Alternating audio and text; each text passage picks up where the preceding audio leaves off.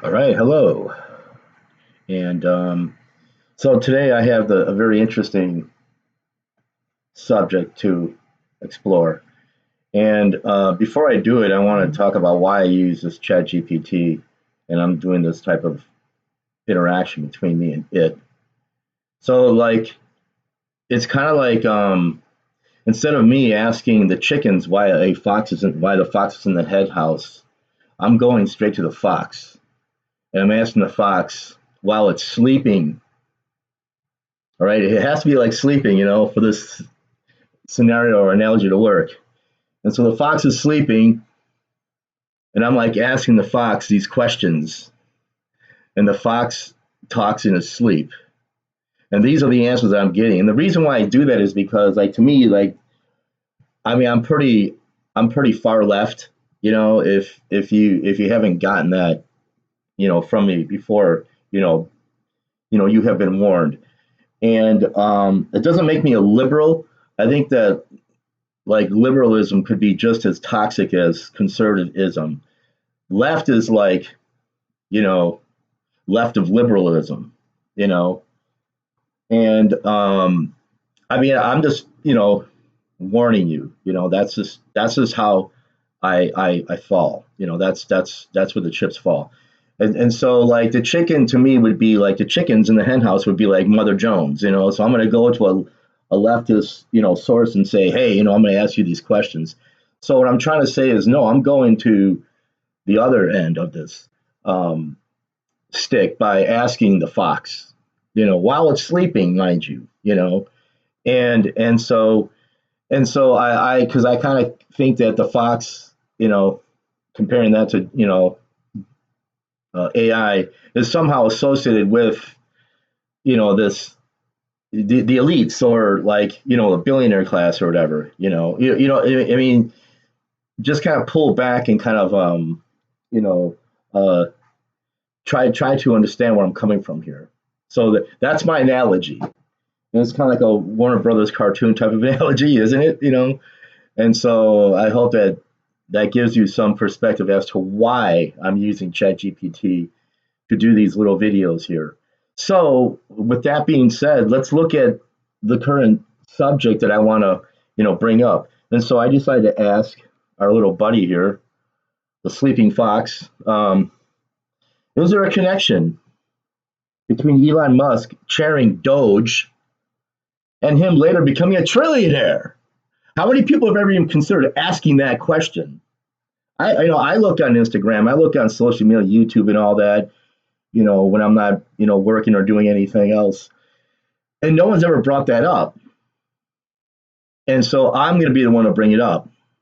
And so let's commence. This could be a doozy. So uh, I'm not going to censor this or, cut it short. It's not going to be like, you know, um, any, it's not going to be any longer than it has to be. And it's not going to be any shorter than it should be. Okay. So again, you have been warned. Okay. Uh, of my shenanigans. Okay. So, okay. Enough of me talking here. Let's get right down to it. Is there a connection between Elon Musk chairing Doge and him later becoming a trillionaire? Yes, there is a plausible connection, but it doesn't mean that he did that because he wanted to become a billionaire. So it says here he didn't, do that. So, um,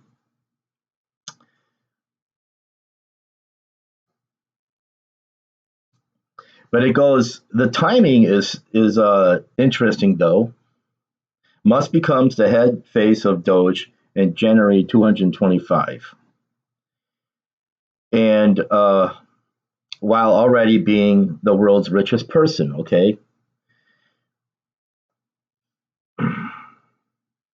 his wealth was estimated to be about like a high number, and so I should read it because sometimes I miss details that are pertinent to the question at hand. So his estimate was like 339 billion in early 225. and it rose dramatically afterward. So by March 226 or 2026, again, I said like 225, I meant 2025. I'm sorry, I don't want to start this all over again or edit this.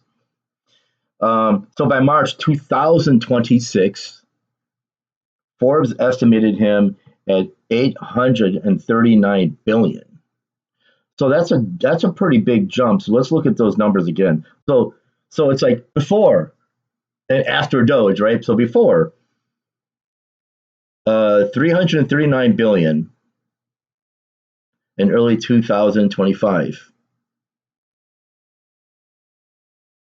By March 2026, Forbes estimated him at 839 billion. And so right there, like, so just consider these kinds of things. Look at, don't look at what people say, look at what they do. And so don't look at, anything else but what is come to be.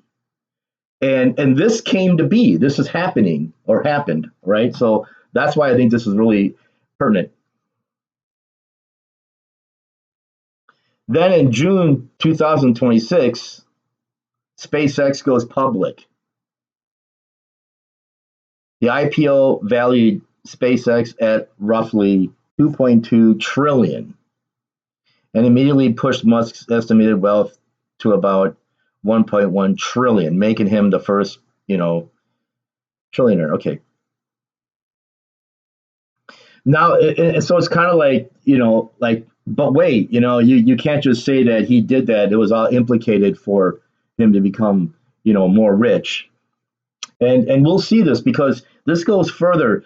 I go into Elon Musk and the Trump who actually created Doge, and then I want to get into like how it seems like something is happening with these billionaires, including the Trump class, and he is enriching himself in his family, and we already looked at how he was benefiting from the Iranian war. Him and his family, how they somehow benefit from the Iranian war, right? And so, and then while this is happening with these people getting, more rich, and I also I want to also look into, how the average citizen is feeling the burden. Okay, that's where this is going, and I know what I think, and so, but I wanted to put it to the test, and so I put it to the sleeping fox, and so the fox is saying all sorts of interesting little tidbits while he is snoring, and I'm over here over him asking him these questions, and so this is what the fox is telling me. Where Doge particularly matters, okay, that's the title of this little section here. This is where the issue gets interesting. Musk was simultaneously, one, a government official advisor with enormous influence, and two, the owner of companies heavily dependent on federal government. SpaceX, for example, has major NASA and Defense Department contracts. During Musk's DOGE tenure, his government role therefore overlapped with agencies and policies that had enormous financial significance for his country, for his companies, that produce legitimate conflict of interest concerns. Contemporary reporting specifically raised questions about Musk's companies and the agencies DOGE was affecting. And then it says there's an important distinction. DOGE did not directly hand Musk hundreds of billions that made him a trillionaire. And of course not. I guess that's alluding to like dividends and stuff like that. And that's not what I'm after. It's I look at what I think that what DOGE did was got rid of the referee saying don't hit below the belt in a boxing match. And so now you can hit below the belt, But in order to hit below the belt, you got to first be able to get in the ring, and the only people who can go to get in the ring are these billionaires.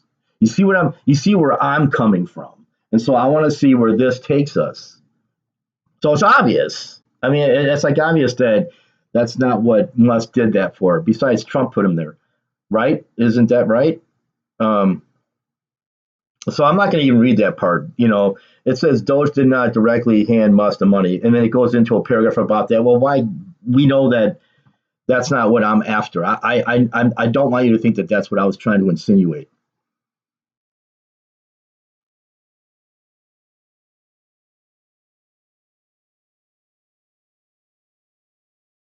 The SpaceX IPO was the immediate event that pushed him over the $1 trillion mark. That's what it's saying. Anyways, let's continue from here. And there's an even more interesting point. Musk's wealth was already enormous before Doge. His path to becoming the world's richest person begins years earlier. Yeah, okay, we know that. Okay, so I'd carry. So this is how. So what's funny is this is actually helping me. So like I was fishing around with this, and I was like, I don't want to do this. But then then it went over here with this reply. So I'd characterize the relationship this way: Doge didn't create Musk's $1 trillion fortune, but it placed one of the world's largest private fortunes unusually close to the machinery of the federal government at exactly the time that fortune was undergoing an extraordinary expansion. So when I read that, I was like, you know what? I think I'm gonna chase this dog as it's passing by because it's getting really interesting. So that's a much more defensible claim than saying Musk became a trillionaire because of he ran Doge. So um,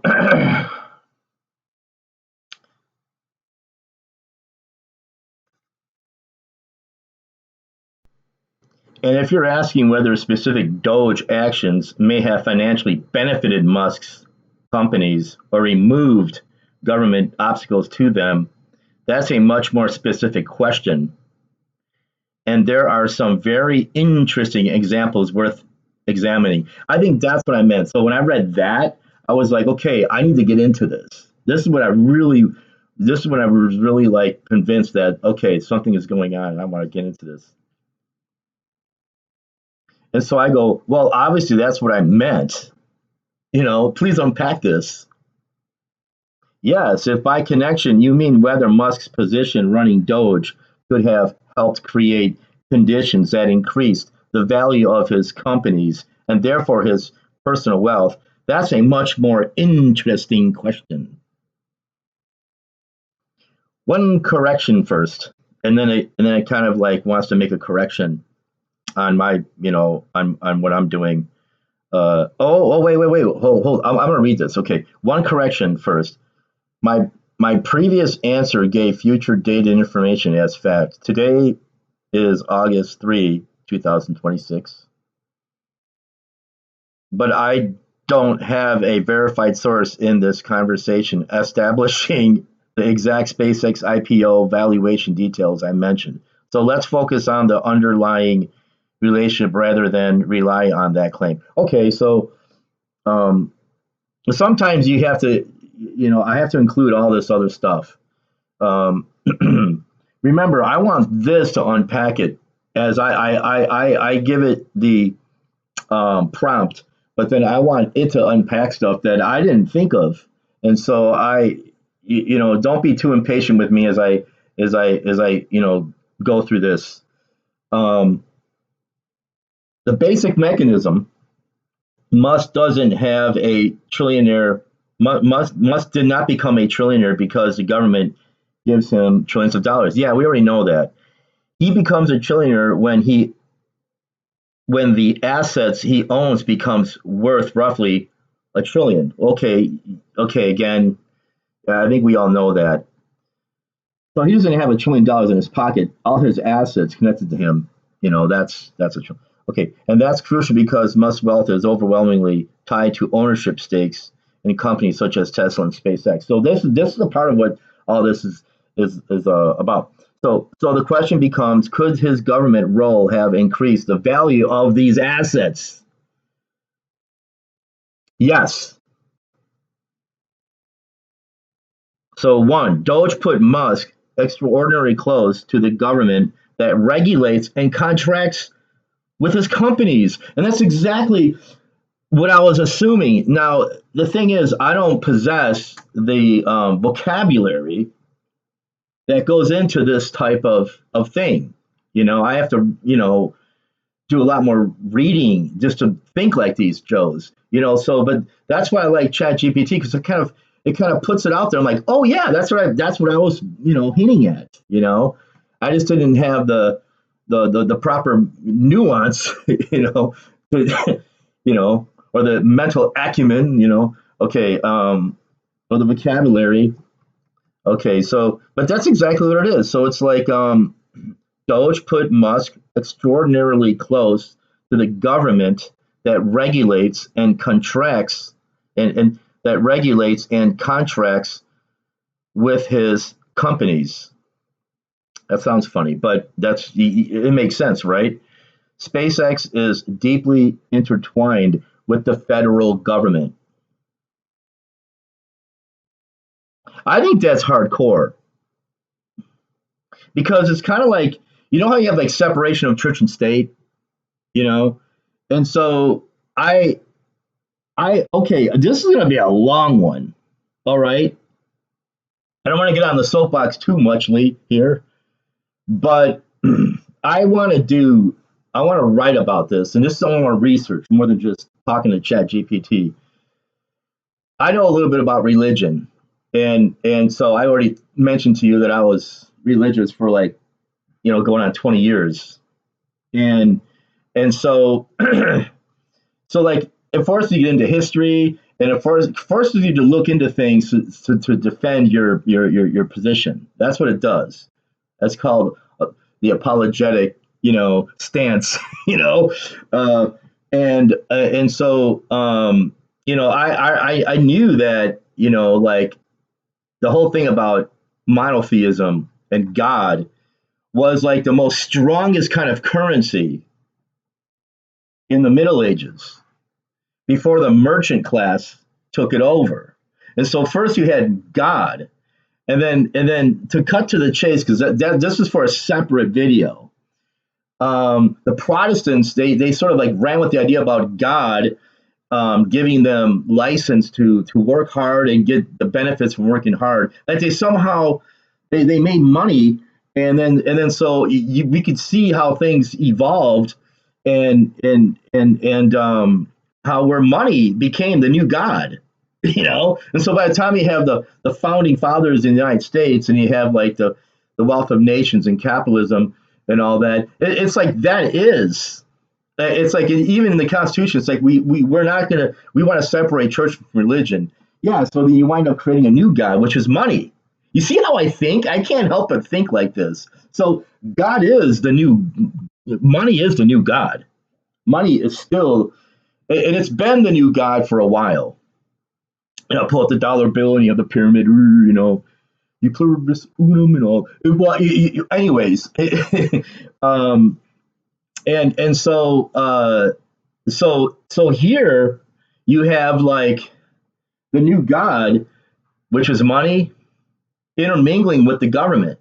So it's like so so God and so the church and state is in bed, but the church of money is in bed with the state. And what's funny is even the church is still being in bed, is getting in the same bed with the state, with the Trump administration, with his religious advisor and the hands-on and praying, and everyone sees that, and all this religiosity and stuff like that. Isn't that like I can't help it. I can't help it. I see a lot of religiosity and posturing of of Christianity in American Christianity, not just Christianity, American Christianity. I want to make that a thing. Like I want people to say that like this is American Christianity, and so that's intermingling with the state. And so I think that our forefathers would be turning in their graves. Anyways, so with that, but anyways, so let's look at this intermingling. So you have like it's like he's very close to what the government has in place for regulation and for these kinds of things. And I suspected that. Uh, so SpaceX is deeply intertwined with the federal government. It receives contracts from NASA, the Department of Defense, the U.S. Space Force, and who came up? Trump came up with that, right? The U.S. Space Force and other agencies. These contracts are enormously important to SpaceX's business. And that's another thing. You could come up you create a company and it's supposed to do like X, but it's going to receive like something else, like Y, and it's like so. Again, you have to understand all companies are made now for one thing and one thing only. It's to make profits. So when you have someone like Trump saying, "I'm going to make like the Space Force," you got to think you got to think money. That's the only reason why he's going to do it. And somehow, you know, um, you know, Anyways, so okay, so power, money, power, whatever. But mainly it's money. So, but that's why, like anything, with businesses and that's like business 101. You have to make a profit. You don't have a business. But what I'm saying, it's metastasized into something far more drastic, where it's like that's the only thing that matters because now you have all these stock shareholders that you are beholden to and the assets and all that connected. And it's the same with Elon Musk. He's $1 trillion worth, in terms of assets. So, anyways, so man, I have to get through this.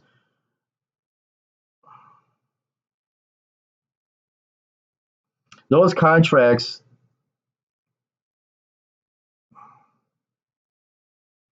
Let me go to one again. So one, Doge put Musk extraordinarily close to the government that regulates and contracts with his companies.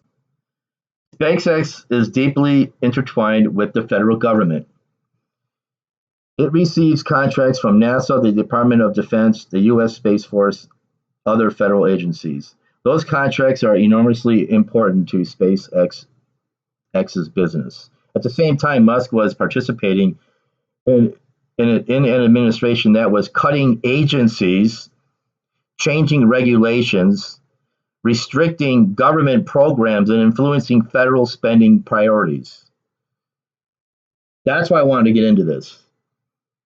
And I hope you're really paying attention to this. Let this sink in. That creates an obvious potential conflict. Well, duh. The person helping reshape the government is also the owner of companies that depend heavily on that government. So you see, like the hen house and the fox in the hen house kind of analogy. That's kind of like what I was. But well, he has AI. He has Grok. That's a type of AI, right? So okay, the person helping reshape the government is also the owner of companies that depend heavily on that government. That doesn't automatically mean corruption. Oh yeah, it does. In my book, it does. I'm sorry. That's why I differ here. The laws are so like this is how laws work. It's like, oh, to be a lawyer, you have all these little clauses and all these little things, and it's just like I can't help but think that laws and these kinds of clauses, these kinds of stipulations and things are designed to confuse and to put things in favor of for them. I again that's my bias. I warned you. I warned you. I'm very like left. And so that's why it's another reason why I'm using ChatGPT. That's why I call it the sleeping fox. And so it kind of puts me back in check. And so I'm not just proselytizing to you from a leftist point of view. I don't want this to be the case. All right. Although I tend to do that anyways, and I do apologize. So let's continue. Okay, that doesn't automatically mean corruption, but it creates a situation where even decisions made for legitimate policy reasons can potentially have enormous financial consequences for Musk. Two, government contracts can increase the valuation of SpaceX. This is perhaps the biggest connection. Imagine SpaceX has 10 billion in expected future government business. Investors might value the company at, say, 500 billion. Then suppose investors become convinced that SpaceX will receive much larger and more secure government contracts over the next decade. The company's expected future revenue rises. You see how that works? It's interesting, eh? The company's expected future revenue rises, its valuation rises. Musk owns a large portion of SpaceX. Therefore, government policy, SpaceX prospects, SpaceX valuation, Musk's net worth. Musk doesn't have to receive money personally for this to make him enormously richer. That's the important distinction. Yeah, and I think we all know that, right? Three, DOGE also gave Musk political influence that a normal CEO wouldn't have. Exactly. This is arguably more significant than the literal DOGE budget cuts. Musk went from being billionaire businessman, extraordinarily wealthy businessman with political influence, to something much closer to billionaire businessman participating directly in the federal government. Now, I'm going to repeat that two more times to let that sink in. Elon Musk is a billionaire businessman participating directly in the federal government. That's one. The second time I'm saying that. Elon Musk is a billionaire businessman participating directly in the federal government. Two. Three. Elon Musk is a billionaire businessman participating directly in the federal government. You got it? Good. Let's go. That gave him access to people and institutions that ordinarily corporate executives don't have. And they should never have that influence. Are you serious, people? Who voted for this? You remember when he had that saw? And he was like Bruce Campbell, It's like I was thinking of Bruce Campbell. I was like, wow, what is this? Evil Dead. It's like, and he's because these people are the zombies. Don't you get what I'm trying to say? They're eating your brains, man. Come on, man. Get with me. Get with me, people, man. Let's get down to this, man. He's like, I'm sorry. I'm going to say it one more time. Elon Musk is a billionaire businessman participating directly in the federal government. That gave him access to people and institutions that ordinarily corporate executives don't have. Okay. Is this hitting home for some of you who voted for Trump? I mean, are you mad? Are you still supporting this guy? While you're barely making rent or whatever you have to barely, make to have a roof over your head? You should be ashamed of yourself, man. Okay, so you had an unusual convergence. So I got this unusual convergence. Musk's political influence plus Musk's ownership of major corporations plus federal contracts plus government regulation. Yeah, that's the problem when you have a Virgo mind. This is what it gets you into. All right, let's proceed. This is why the DOGE episode generated so much concern about conflicts of interest. But there is an important limit to the argument, and I will include this. We should go from Musk had an enormous potential conflict of interest to DOGE made Musk a trillionaire. Those aren't the same statement. Musk companies had enormous value before Doge existed. Yeah, we know this. I have to put this in there though, so you know that I'm not trying to force something. You know, okay. Tesla had already become okay. We already know that SpaceX, all these things, they had a lot of wealth, a lot of power. But that's the whole reason why he. Okay, you gotta understand this. So the Chat GPT is saying, yeah, but you gotta understand, like Musk had all this freaking money before he, got into Doge, right? And so SpaceX already became enormously valuable. Starlink was already expanding. So Doge isn't the origin of Musk wealth. Well, of course. And then it gives me a better argument. But hold on before we go here. So you're saying that this guy was close to a trillionaire anyways, and but he still was able to be thrown right into the White House to work right next to Donald Trump, like as if he's a government official who was not voted in.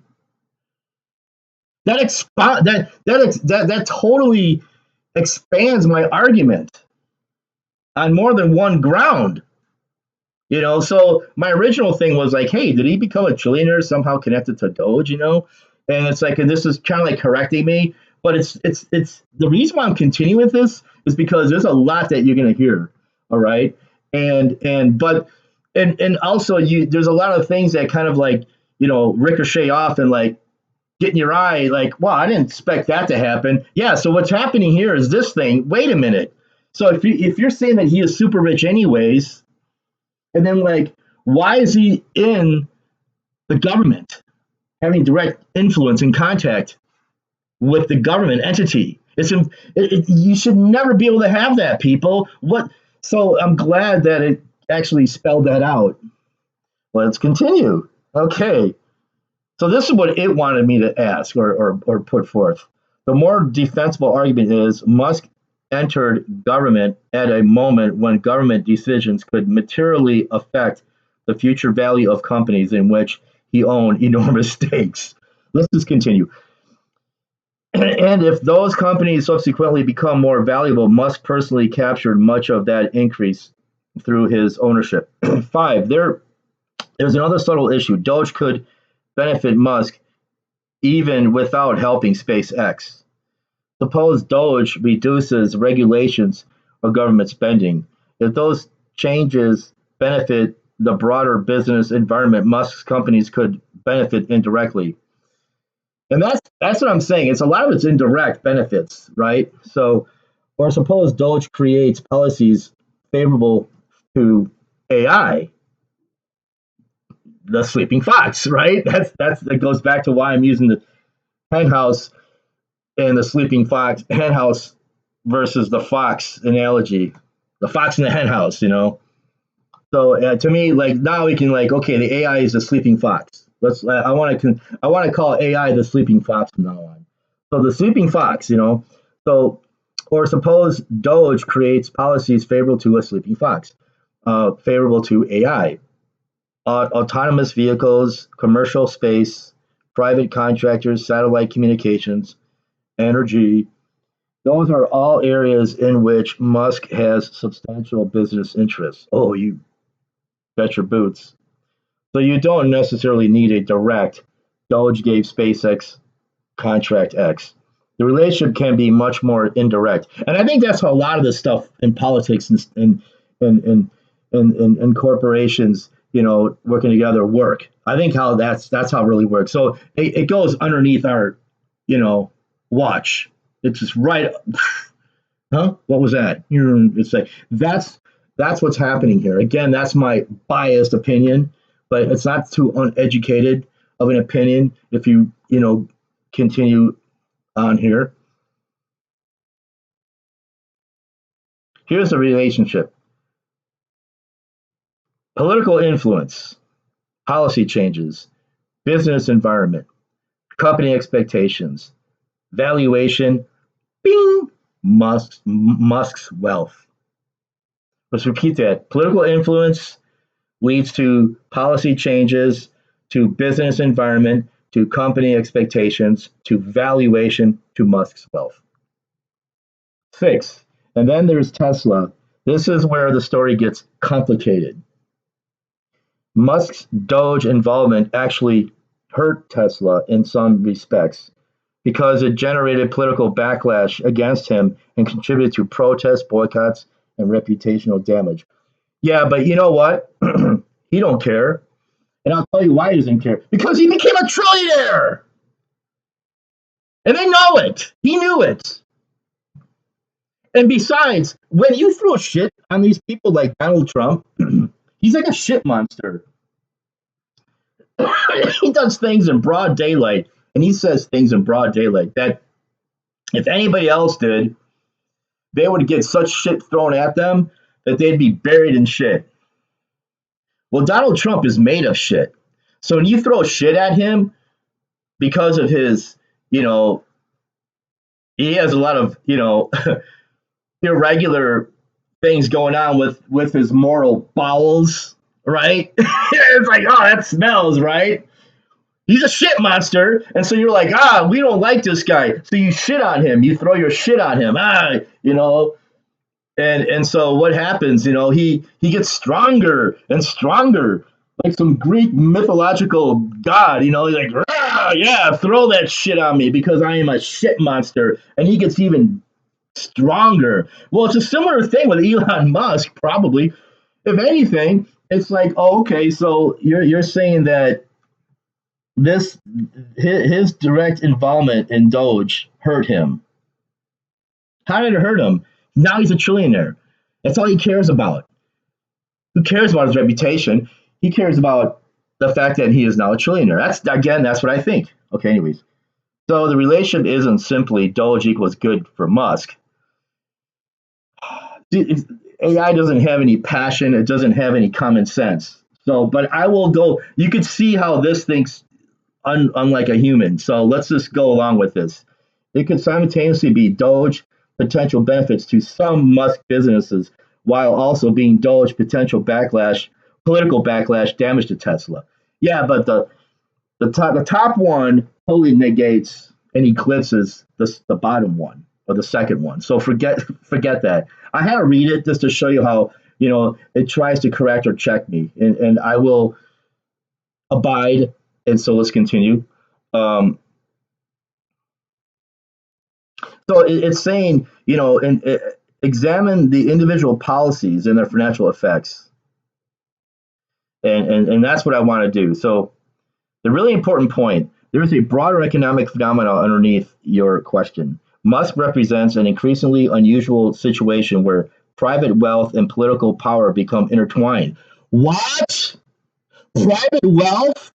Private wealth and political power are intertwined? That's ridiculous.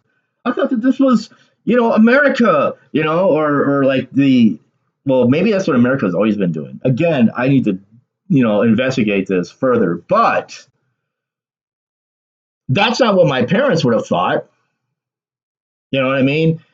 What happened to rags to riches and like there's no connection between, the Rockefellers and the J.P. Morgans and the fucking government. And the Rockefellers and the government. It's like, well, there is now more than ever, I would say. Musk represents an increasingly unusual situation where private wealth and political power become intertwined. A traditional capitalist argument looks like government regulates businesses. And that's where I come in. That's what I thought as a teenager growing up in high school. It's like, sometimes, like you take history and you kind of, these things is, I took American government, it kind of goes over your head, but like some of it's stuck. And it's like, yeah, that makes sense. The government's like that's where I got the idea. That's where I realized that the government could be a good thing because it's a referee in the game of life. That's why you need a good government, because it's the referee in the game of life. Because people will cheat in the game of life, especially looking at game theory. You know what I mean? Okay, so traditional capitalist arrangement looks like government regulates business, while business lobby government. Okay, and then it goes. Okay, now it gets a little more interesting. Business, lobby, government, but Musk's Doge role created something closer to business owner enters government, participates in restructuring government, returns to business. Whoa, that should raise some red flags, man. Okay, and because the person involved owns hundreds of billions of dollars, and you don't, who voted for Trump, you who voted for Trump will never be as rich as Trump. Say that two more times. You who voted for Trump will never be as rich as Trump. You who voted for Trump will never be as rich as Trump or Elon Musk. All right? Get over yourself. Business owner. And if you work for a paycheck, you're not a capitalist. They are. You're not. You're more proletariat. You don't even know it. And you don't even know it. You're a proletariat and you don't even know it. And chances are you're a fucking precariat and you don't even fucking know it. You're a temporarily embarrassed millionaire. It's pathetic, man. And you're voting for this shit. You will never be like these guys. All right? Business owner enters government, participates in restricting government, and returns to business. Chances are some of you people get off on that, like because he's doing what you want to do. Oh wow, he represents me because I want to shit on the White House lawn. That's what you want. Like Trump, I did a drawing of Trump shitting on the White House lawn, and it's like it's disgusting. But it's like I think people who voted for Trump, it's like they vicariously are living through these kinds of actions. When really Trump was so basically, I was saying that when I was in high school, I took American government. I couldn't remember a lot of that stuff because I was interested in other things, but the government is a referee in the game of life. So Trump, he totally obstructs the referee in the game of life, and so that's why they're making bank and you're making bunk. And because the person involved owns hundreds of billions of dollars in assets, even they change in the value of his companies can translate into billions of dollars of personal wealth. For example, a hypothetical 10% increase in the value of a company in which Musk owns 500 billion worth of equity would represent roughly 500 billion of additional paper wealth. That's why the question isn't really did Doge give Musk money? Of course not. It's did Musk's unprecedented access to government create policies, contracts, and regulatory conditions or expectations that increase the market value of assets he already owns. He already had. All right? It's like this is a legitimate question. And the answer can be investigated empirically. It requires looking at Musk's companies, their federal contracts, specific DOGE decisions, regulatory changes, and the changes in their valuation, not simply comparing his net worth before and after DOGE, which I originally did. And I'm sorry, I will challenge that. That's exactly what you do. You always look before a situation that occurs and then after a situation occurs and then see if there is a connection. All right, class? I'm sorry, I'm not a teacher anymore right now, but I'm just saying. And it's these people will want you to think otherwise. You know? Yeah, that's that. Yeah, you got the whole world on his. Look at that. That's again. I'm going to say what it says. I'm going to challenge that. So it says here, don't simply compare his net worth before and after Doge. First of all, if I didn't, I wouldn't have started asking these questions. All right. So remember, that's how you connect the dots. You see something that's happening, and there's what appears to be unrelated, you know, properties there. But you follow one thing, like say the cost or the, whatever. And so okay, here it is. And then something is happening. Like in this case, Elon Musk is now in the government, right in the freaking government. And what is he doing in the government? He's cutting. He had that saw, that chainsaw, like Bruce Campbell. He had that chainsaw, and then now he's out of Doge, and then you wake up one day and he's like the world's first trillionaire. You're damn freaking right. I'm gonna do that and think that way, and then start doing the investigation, and that's why we're going down this rabbit hole. Okay. So I'm like, what regulation programs were cut or affected? And it goes, yes. And once you look specifically at the regulatory agencies and programs affected during Musk's DOGE period, the potential conflict becomes much clearer. There are several particularly relevant examples. And these are things so this is why you want to start doing that. I want to get people into this trend. You learn shit. The internet is like a huge ass library, of course, duh. And you learn shit. And it's changing in real time. And so it's like one, NHTSA, the agency regulating Tesla. There's an agency that regulates Tesla. Did you know that? And it's NHTSA. This is probably the most striking example. The National Highway Traffic Safety Administration regulates automobile safety and was investigating Tesla over issues involving his autopilot, full self-driving systems, and other safety questions. During the DOGE cuts, NHTSA lost roughly 10% of its workforce. Why not give them more? This is like for your safety and my safety. These automated robot driving cars are not going away, and automated robot driving trucks. Automated robot driving school buses with your kids.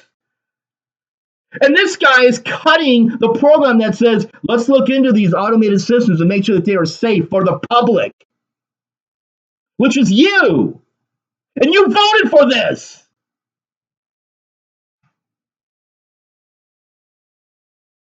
NHTSA lost roughly 10% of its workforce, about 70 to 80 employees. What if that one employee was working on something that could have saved somebody who would have not gotten killed by an automated robot driving vehicle? And that somebody is your fucking kid. I'm getting so pissed off about this shit. And you should too. And if you voted for this shit, you should punch yourself in the face. All right? Let's continue. DOGE cuts roughly 10% of the workforce, about 10 to 80 employees that specialized unit dealing with the autonomous vehicles was roughly cut nearly in half. Well, I didn't even read that yet, and I was already spitting at the mouth, foaming. Argh. Well, I'm not okay. That's significant because Tesla's future valuation is heavily tied to Musk's promise that autonomous vehicles will become a gigantic business. Yeah. And who's going to get killed, as a result from it, if it's not being regulated as much as it ought to be? Capiche? So you have Musk, DOGE, cuts to NHTSA, agency responsible for regulating Tesla's autonomous driving technology. That doesn't prove much. Okay, fuck it. We know that. It's not obvious. It's like that doesn't prove Musk ordered the cuts to help Tesla. Yeah, we know that. But I know that he did. All right? Don't fucking tell me that he didn't. That's beginning to really piss me off too, But I will read what the ChatGPT says. That might contradict me. I will do that. And so if you can't stand me yelling, at least appreciate that I am trying to vet my own self out, through this little journey here. Okay. 2, FAA, another agency that he potentially cut. Directly relevant to SpaceX and Starlink. The Federal Aviation Administration regulates commercial rocket launches. Oh, come on. Oh, come on, people. Do I have to like, you know, spell it in red ink or yell even louder for you to get it? The Federal Aviation Administration regulates commercial rocket launches. SpaceX has repeatedly dealt with the FAA over launch licensing and environmental requirements. In other words, they were going up his ass. They were riding him, man, and he was getting pissed off about it. So now he goes into DOGE, and then, oh, mysteriously, that agency's been cut. Now, come on, if you don't see a connection there, I'm going to sick this guy after you. Seriously, people.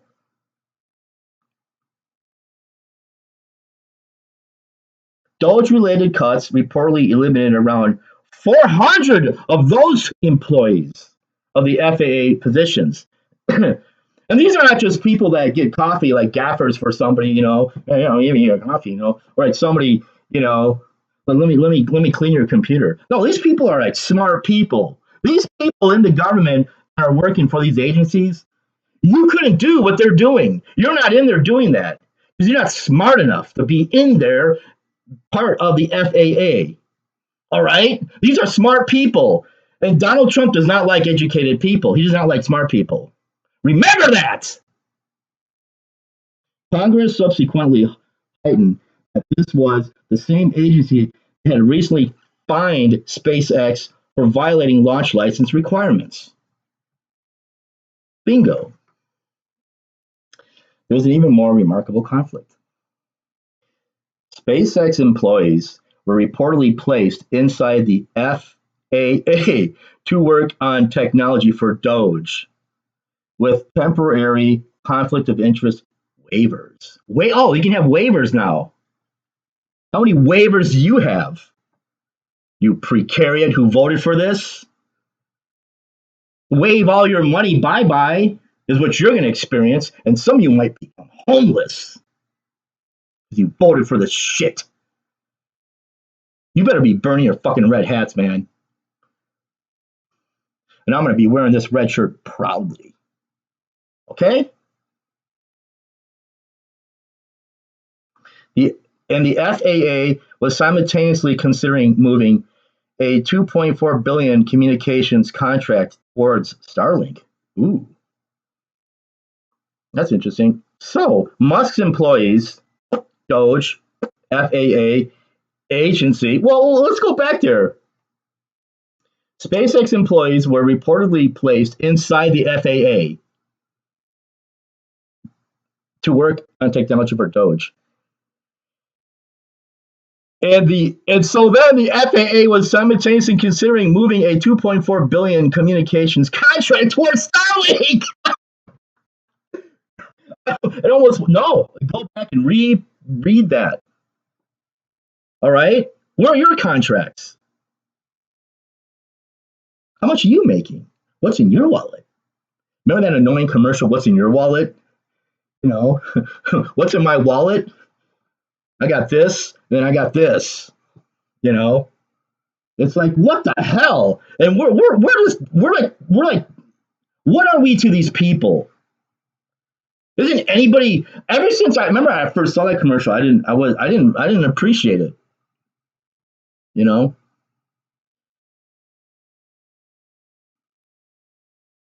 So Musk's employees are in DOGE, specifically the FAA, which is an agency regulating SpaceX, which gives Starlink more contracts. Sorry, I'm beyond being angry. I'm gonna start laughing like Joker. Like Joker, but I'm gonna be the guy with the mustache. I'm gonna be like that deep and dark guy. Crash it, smash it, hit it with a hammer and bash it. I'm serious. It's getting to be that time. It's getting to be that time. Don't be surprised if I start painting my face some weird colors and stuff, and start talking like this, and start wielding some weapons. All right, this is getting serious. Is anybody not watching this video thinking, wow, I didn't know that? And are you not with me on this? Are you gonna go and watch some more Ben Shapiro? You know, or like crying because Charlie Kirk was killed. Oh, Charlie Kirk. Yeah, it sucked he got shot. I didn't want him to get shot. I wanted him still to be alive. You know why? I wanted Dean Withers to debate him. Dean Withers or Adam Mockler. Oh, I wanted Adam Mockler to debate him. No, I didn't want him to get shot and die because now he's a fucking martyr. And that created this whole like neo-fascist religious right movement. Oh, to arms, And I predicted this when he was shot. I was like, oh, this is terrible. That's something I want to investigate, and I did. I wrote a paper on this, and it's buried in my hard drive. I gotta find it. Anyways,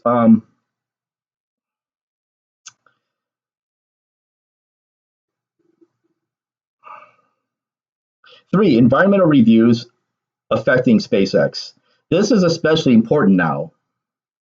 The administration has been moving towards streamlining or eliminating environmental reviews for commercial space launches. As of July 2026, the FAA proposed rules allowing it to waive requirements arising from 13 environmental and related laws, including the National Environment Policy Act and Endangered Species Act for certain space activities. That matters enormously to SpaceX because Starship launches in Texas have faced environmental and wildlife related scrutiny. I want to get into a broader picture about how man is always a negative influence on the rest of the planet. All right, not always. There was like some guy in India who since he was a child, and he's an old man, and he's standing there, and behind him is this huge ass forest that he created because he planted trees seeds from when he was a kid up until he was an old man. And that brought a tear to my eye, you know. And so you got to watch out. What I mean by that is in general, especially technologically speaking, and you know, and not and this, how it's all connected to wealth, building wealth. Our economy, our concept of economy, our human activities via our economy is a detriment to our environment. I will just leave it at that, which is something to really research and write about. Okay, so here's this we have: fewer environmental reviews, faster launch approvals, potentially more SpaceX launches, greater SpaceX capacity revenue, potentially higher SpaceX valuation. And SpaceX is Musk's single most important asset in terms of his path towards extreme wealth. And here's the thing, people. He never went to Mars. NASA went to Mars. Yeah, he works with, yeah, sure. NASA's been using some of SpaceX, but it's NASA, people. NASA had been going to Mars. When did NASA start going to Mars? Oh, let's say, I don't know. Okay. When did NASA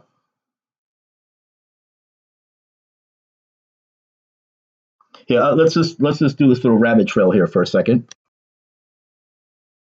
Okay, yeah, sure. So NASA does, employ they sublet. I think that's the term. They sublet SpaceX, right? You know. But let me ask you this. When did NASA first go to Mars?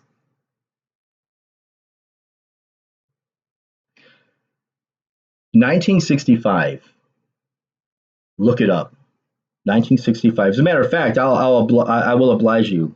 When did NASA first go to Mars? NASA first reached Mars on July 14, 1965. I'm not going to even get into that any further. To prove my point, we're not going to Mars, people, and we're not going to terraform it and make it like a second planet Earth. That's never going to happen. At least not in our lifetime or your children's lifetime. Ain't going to happen. It's a bunch of bullshit. And I love space travel. he postured himself like he's about all about that stuff. Like he's like fucking Gene Roddenberry or something in the flesh, and like he wants to do these good things like that. But it was all because of this.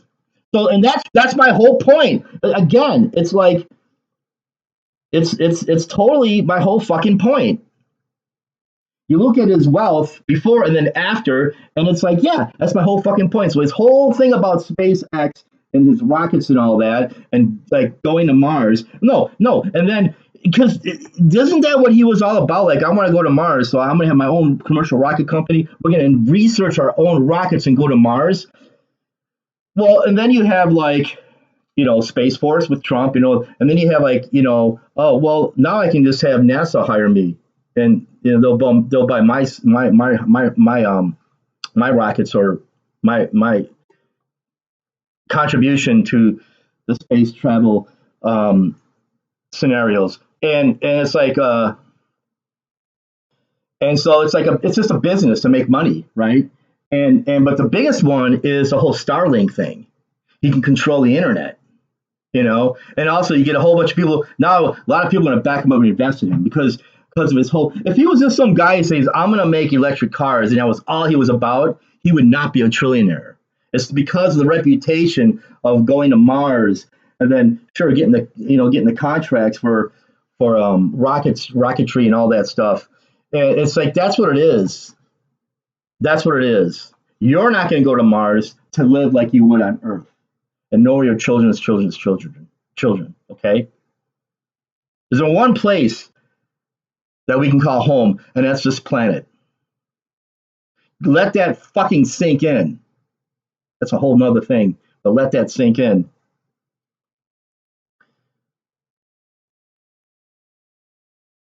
All right, so I hope I'm not repeating myself here. I'm going to read. Okay, so number 3, environmental reviews affecting SpaceX.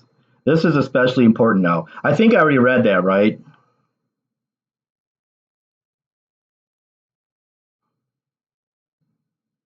Yeah, we already read that. How about the EPA? I don't think we went over the EPA, environmental and climate regulations. DOGE also participated in major EPA cuts, environmental and climate regulations. For example, EPA announced cancellation of more than 400 grants involving environmental justice and DEI programs totaling about 1.7 billion. DOGE itself publicized those cuts.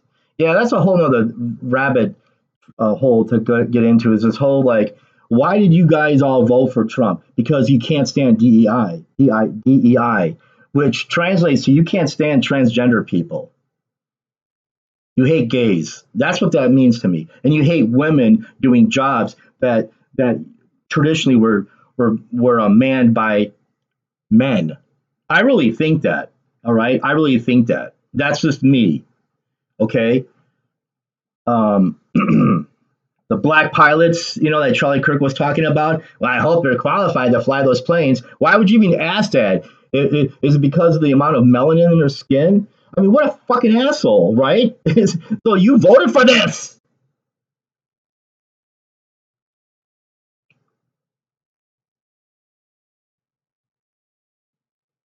But there is an important distinction here.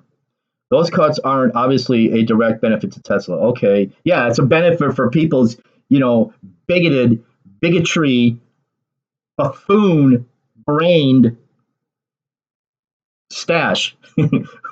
Okay, those cuts aren't obviously a direct benefit to Tesla. It is to the homophobes. Okay, so in fact, some environmental deregulation could actually hurt Tesla because Tesla's business benefits from policies encouraging electric vehicles. That's true. That's true. But why do you make these electric vehicles? That's a whole. I want to get into that too, sometime. Okay, the much more relevant Tesla-related regulatory change came later when the EPA eliminated the federal greenhouse gas endangerment finding and associated vehicle emission standards. That's a complicated one.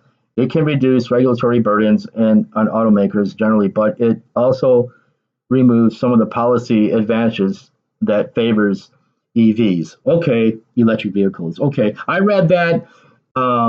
It's not in favor of my argument, but I'm going to read it anyways. Okay, that little thing there, and which is saying that, well, environmental, concerns, regarding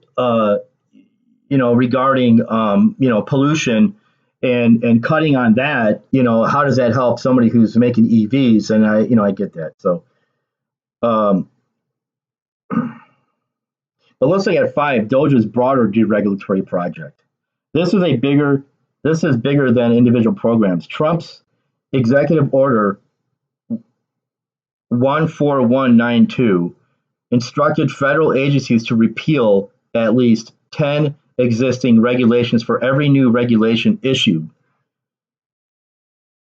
with a goal of making the overall regulatory cost of new rules negative. You see, he's sabotaging the idea of regulations. You got to remember, regulations is what got us out of the Great Depression, people. Do you not know that?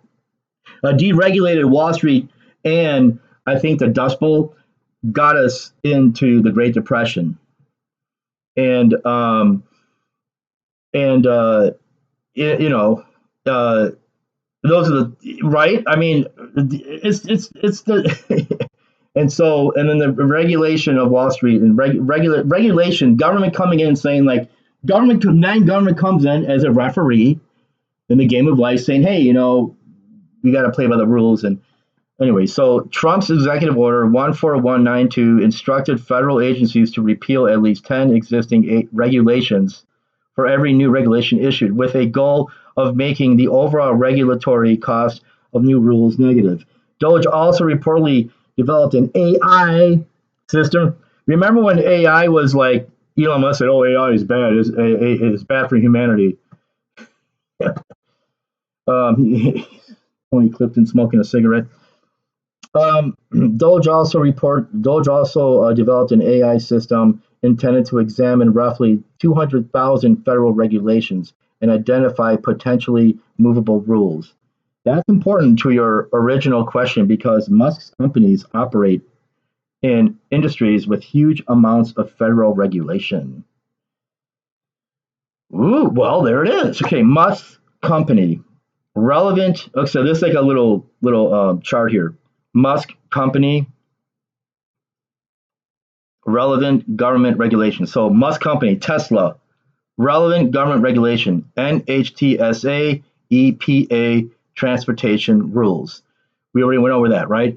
SpaceX FAA FCC environmental agencies defense. Starlink FCC FAA federal contracts. Neuralink FDA USDA XAI AI regulation federal procurement. The Boring Company transportation environmental regulation. So what I'm trying to say is I would not have an argument if all these companies have no conflict with any of the relevant government regulation agencies. But obviously the opposite is the case. And that's why I have an argument. That's why we're here doing this. That's why I'm doing this. So DOGE wasn't just cutting some unrelated bureaucracy. It was cutting personal. I'm sorry. So DOGE wasn't just cutting some unrelated bureaucracy. It was cutting personnel and changing the regulatory environment in several areas in which Musk personally had enormous financial interests. I'll read that again. DOGE was not just cutting some unrelated bureaucracy. It was cutting personal. I fudge it if I mispronounce words. Let's read it again. So DOGE wasn't just cutting some unrelated bureaucracy. It was cutting personnel and changing the regulatory environment in several areas in which Musk personally had enormous financial interests. And that should never, the twain should never meet. And it had. And we're here because of it. Okay? And here's the really important part. We can actually divide the situation into three categories.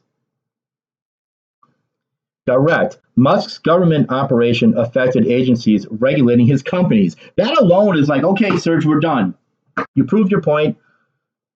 Let's get oil for our Pringles. Okay, indirect.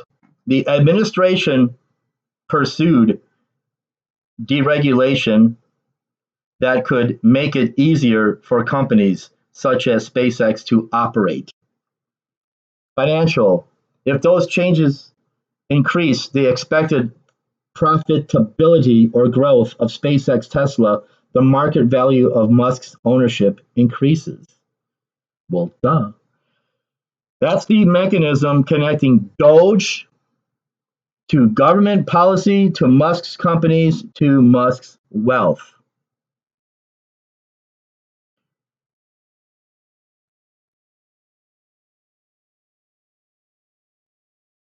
I'm going to skip some of the cautionary thing. It's saying, yeah, but that doesn't mean that DOGE did it on purpose. And it's like, you know what? So this is what it's trying to say. But I'd be careful about saying Musk used DOGE to make himself a trillionaire.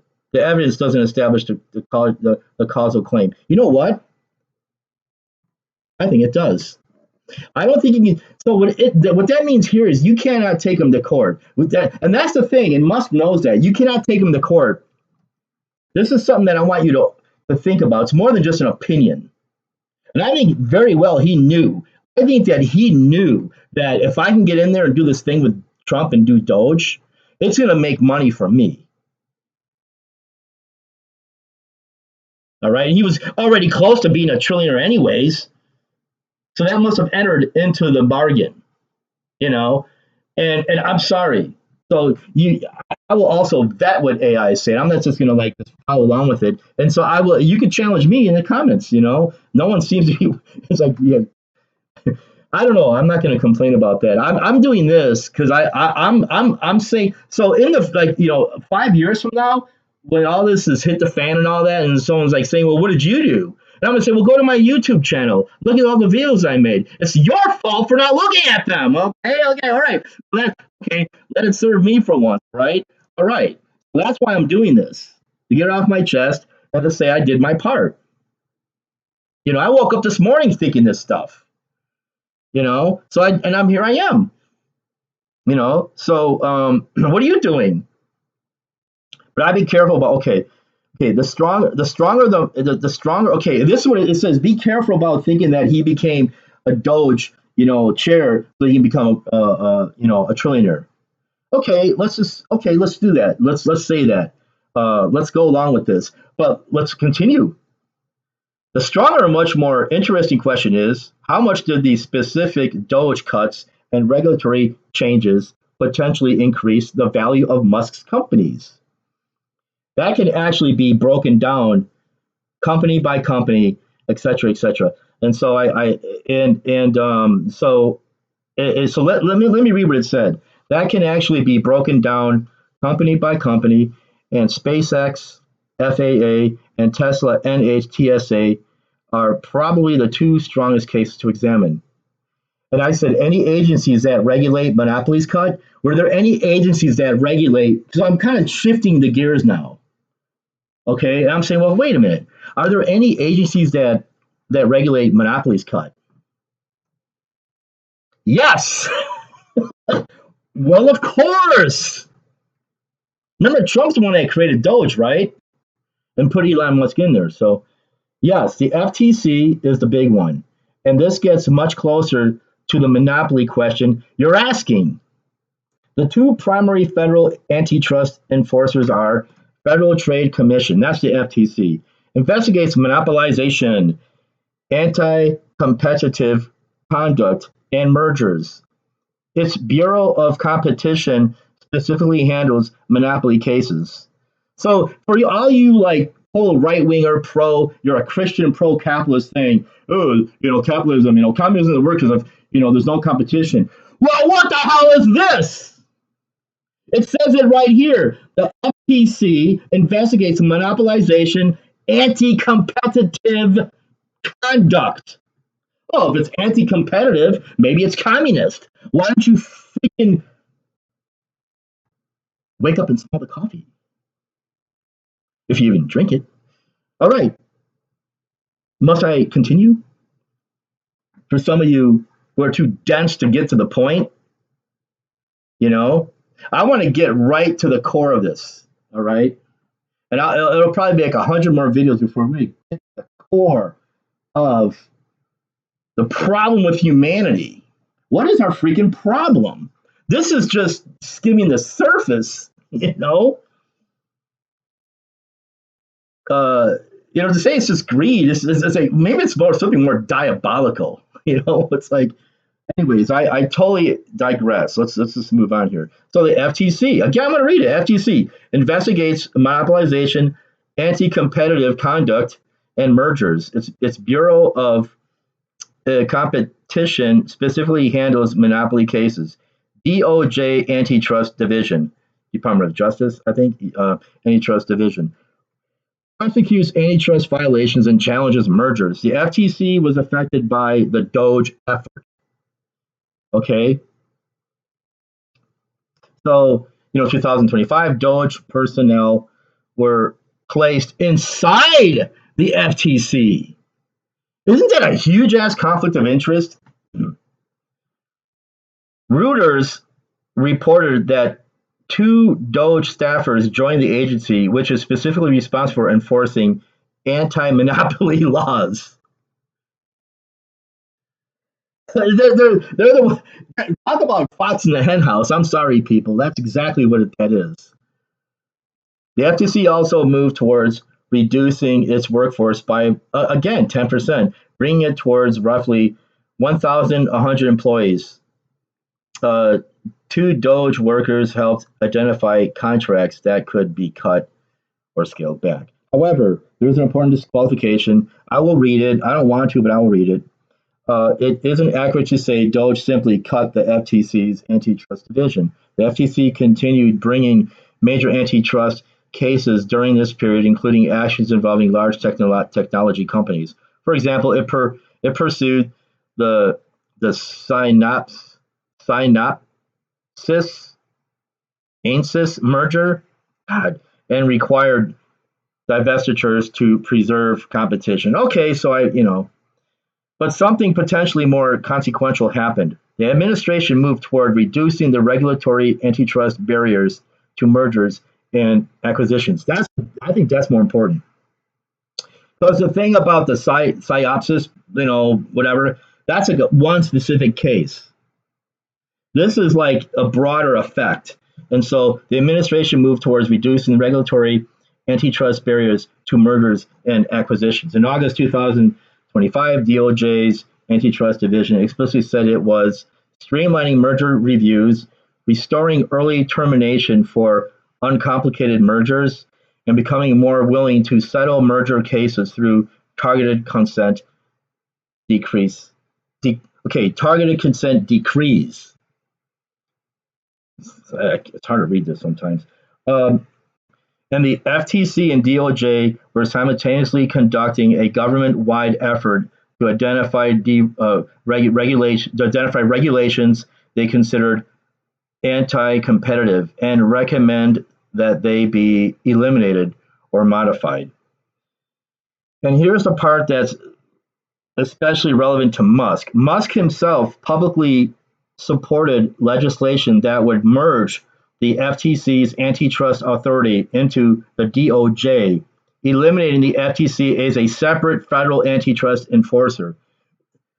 So the thing about FTC was to quit monopolies via merging. And so what does DOGE do? It merges the two. It merges FTC with DOGE. It's like the complete opposite of its philosophy was just, administered here. Right? Am I right? Get back to the whole Joker thing. And they're doing it under our noses. I just started painting my face with some white, pale green kind of thing, Don't be surprised. Tesla Okay, so what does this mean? That's significant because Musk's companies are themselves involved in markets where competition and monopoly issues matter enormously. So it's Tesla to electric vehicles, autonomous driving, SpaceX to launch services, Starlink to satellite equipment, XAI, artificial intelligence, X, social media, Neuralink, brain computer interfaces. Boy, this guy is a real fucking octopus. Let's look at those companies. Tesla, that's your transportation. That's like you look at the city from from the sky. It's like that's a fucking grid, and you're on it, driving your cars to work. Work for the man, right? So that's okay. That's Tesla, and then SpaceX. That's above the atmosphere, and he's controlling that now with the internet. And Starlink. I'm SpaceX. Well, SpaceX needs to take Starlink into orbit, and so the internet and it controlling your mind. They're eating your brain. They're eating your brains. AI, artificial intelligence, will tell you what to think and what to say. I mean, kind of like what I'm doing. It's like, okay, hey, when in Rome. Social media, that's a huge one there. Elon Musk wanted to get Twitter because social media, I mean, wasn't Trump the first president to use Twitter, you know? And that's like, oh, this guy's cool, he's hip, he understands the people, That's like his way of doing this probably, like I'm with you, so it's like he controls all this stuff. He's an octopus, man. Neuralink. And so like check this out. You have like cars, right? Keep you on the grid. SpaceX above your head, above your chrome dome, right? Starlink to control the internet. AI to like what is it like you have like cattle, right? And you have these ranchers on their horses with the whips, and the cattle represents information, and the cowboys with the whips and the hoops and all that. Yeah, get along, doggy. That's AI. That's what I'm trying to say. Look at my comparison. I'm a visual artist. That's how I think. So and then social media. The thing about social media, it gets you to behave a different way because it it it it, it, it it social media gets you to behave a different way because it works on your emotions. All right. And that's exactly how advertising works. And so we're doing it to ourselves, social media. And who's in control of that? People like Elon Musk because of X and Neuralink. And then all that leads to a direct connection to your brain, a machine that's in your brain. And you connect all this stuff. And that's, I think he knows what he's doing. Let that sink in. That's fascinating, no? So there is a legitimate structural question here. Was a billionaire who owned companies in highly concentrated industries helping reduce or restructure the government's independent capacity to regulate concentrated corporate power? That's a much more serious question than simply asking whether DOGE eliminated some bureaucratic jobs. So let's read. See again. That really helped me formulate my thoughts and my question. So in a way, it's like controlling me. Oh my god. Well, I'm using AI as I call it the sleeping fox in the hen house. Okay, so because it has to be sleeping because it's like it talks in its sleep, you know, and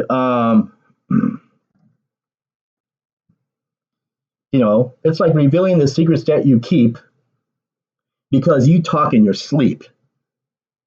That's what I'm doing with the fox. He's revealing the secrets that he keeps because he's talking in his sleep. Was a billionaire who owned companies in highly concentrated industries, helping reduce or restructure the government's independent capacity to regulate concentrated corporate power? That's a much better question, and it is. And so let's go. And this is over an hour. This is an hour and 24 minutes. Well, this might be the longest video I've made so far. And this has to be. I have to do it. I have to do it. Okay. And there's an additional wrinkle. The FTC was investigating Musk's own competitors, including Meta, while DOGE personnel were entering the agency. Routers reported concerns about DOGE potentially having access to confidential corporate information used in merger investigations. FTC leadership said DOGE personnel were subject to the same confidentiality restrictions as other employees. So, if we're investigating the possible Musk DOGE government regulation, Musk's wealth connection, I'd put the FTC antitrust system near the top of that list. Thank you very much. The next thing I'd examine is whether DOGE cuts weakened the agencies that were investigating Musk's competitors, particularly Meta, Google, Microsoft, Amazon, and OpenAI, and whether that could have indirectly benefited Musk. Okay, go there. This is the rabbit hole is getting much more dark. Yes, I looked more closely at that specific angle, and there is a real story here. But it is more nuanced than DOGE shut down antitrust enforcement. And it has to be, people, because that's too obvious. That's too blaring obvious. The most important case, the FTC, the Federal Trade Commission is one of the two main federal antitrust agencies. And in 2025, it was actively pursuing some of the biggest technology companies in the world. At the exact time DOGE personnel entered FTC, the agency was preparing its case against Meta, alleging that Facebook had maintained a monopoly by acquiring Instagram and WhatsApp as emerging competitors. The FTC was also pursuing cases involving Amazon and other major companies. Remember what I said that like let's say there was no more people like us, and you just had like these upper like rich billionaire class. And what did I say? They'd start going after each other. Well, it's happening right now. Then 2 DOGE employees were placed inside the FTC. The FTC subsequently planned to reduce its workforce by about 10% to roughly 1,100 employees. DOGE personnel helped identify contracts that could be eliminated or reduced. There were concerns from former FTC commissioners about whether DOGE personnel could gain access to confidential information concerning companies being investigated, including companies competing with Musk. The FTC chairman said the DOGE personnel were subject to the same confidentiality rules as everyone else. So we don't have evidence that Musk's people obtained confidential competitor information, but the fact that DOGE personnel were inside an agency holding confidential information about Musk's competitors is objectively universal. But the fact that DOGE's personnel were inside an agency holding confidential information about Musk's competitors is objectively unusual. Again, I disagree with this. I think Musk knew exactly what he was doing. I think they all do. It's all like connected. The very agencies that deregulate monopolies are now deregulating like the competitors of Tesla or of Elon Musk's company. Come on, people. Come on, you sleeping fox. You're not sleeping deep enough. You kind of are partially conscious of what I'm asking. Now look at Musk's competitors. These are where your question gets really interesting. Meta was probably the most obvious example. The FTC was attempting to force Meta to unwind acquisitions of Instagram and WhatsApp, arguing that Meta had purchased major emerging competitors to protect its social media monopoly. Well, did it work? Who owns Instagram? All right. I want Instagram to be free from Meta. It fucking sucks now. Everything these people touch suck. Yeah, one person invents it, and these assholes come and they fuck it all up. Yeah, I think yeah. What's his name came up with Facebook, but it was really Face Smash. Does any people even know about Facebook's origin? Like, this pimply, nerd Elon,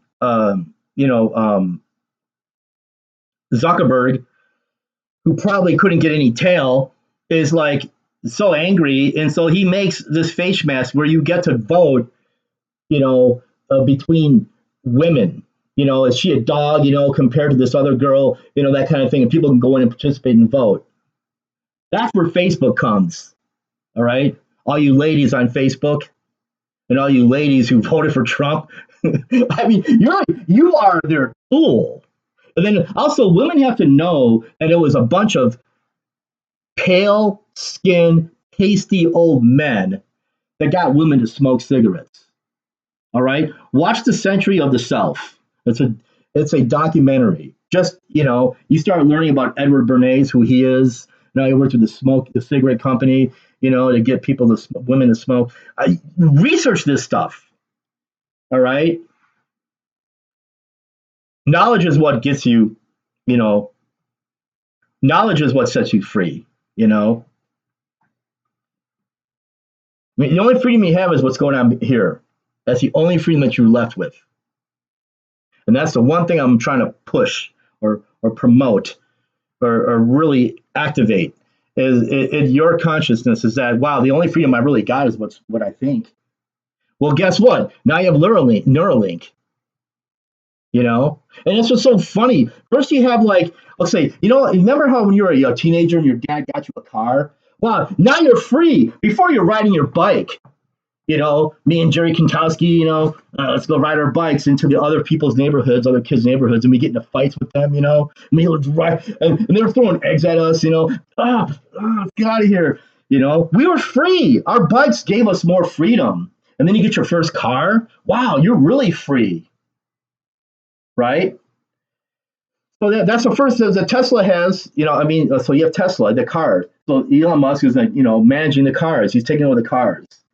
And then you have like, okay, and then you have like outer space outside of, our atmosphere. And, that's a sign of freedom right there. And then you have okay, those rockets are not going to go to Mars. They're going to take the satellites out into space for internet. So Elon Musk is controlling the roads. He's controlling, the cars, the roads. He's controlling the internet, which is what we tap into. And then he's controlling the social media, like, right, X. And then he wants to control your mind. And so you can be driving, there's an AI car, there's a Waymo, you're like, I'm gonna, and you could be walking, and you see the same, and all that, but you're free to think what you think. And you could watch TV and you see, this guy doing this, vomiting out of his mouth, is just bullshit. And you can see pale face Elon Musk, on social. He's again on Joe Rogan Experience, and you're like, oh fuck, But the thing is, at least you're free. But then you have Neuralink. Bing! Now you're not free. Not even here between your ears. All right. I'm sorry. That's the picture I'm painting. That's what I see. And the only way to stop it is by being aware of it. Okay. So,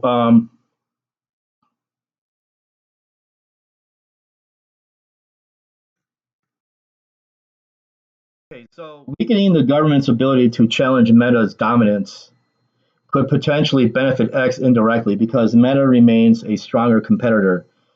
If it isn't forced to divest Instagram or WhatsApp. Okay, but here's the important counterpoint. The Trump FTC did not simply abandon the Meta case. It actually continued it. In January 2026, the FTC appealed the court's decision in favor of Meta and said it remained committed to its monopolization case. So the evidence does not support DOGE weakened the FTC. FTC stopped pursuing Meta. That didn't happen. Okay, that's like a devil in a detail, but I read it anyways. Okay, Google, let's look at Google.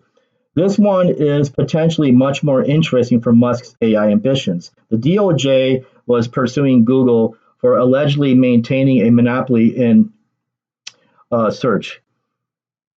The case it also became intertwined with Google's rapidly expanding AI business. The government sought extremely aggressive remedies, including potentially forcing Google to sell Chrome and restricting agreements that made Google the default search engine. That would benefit us, I think.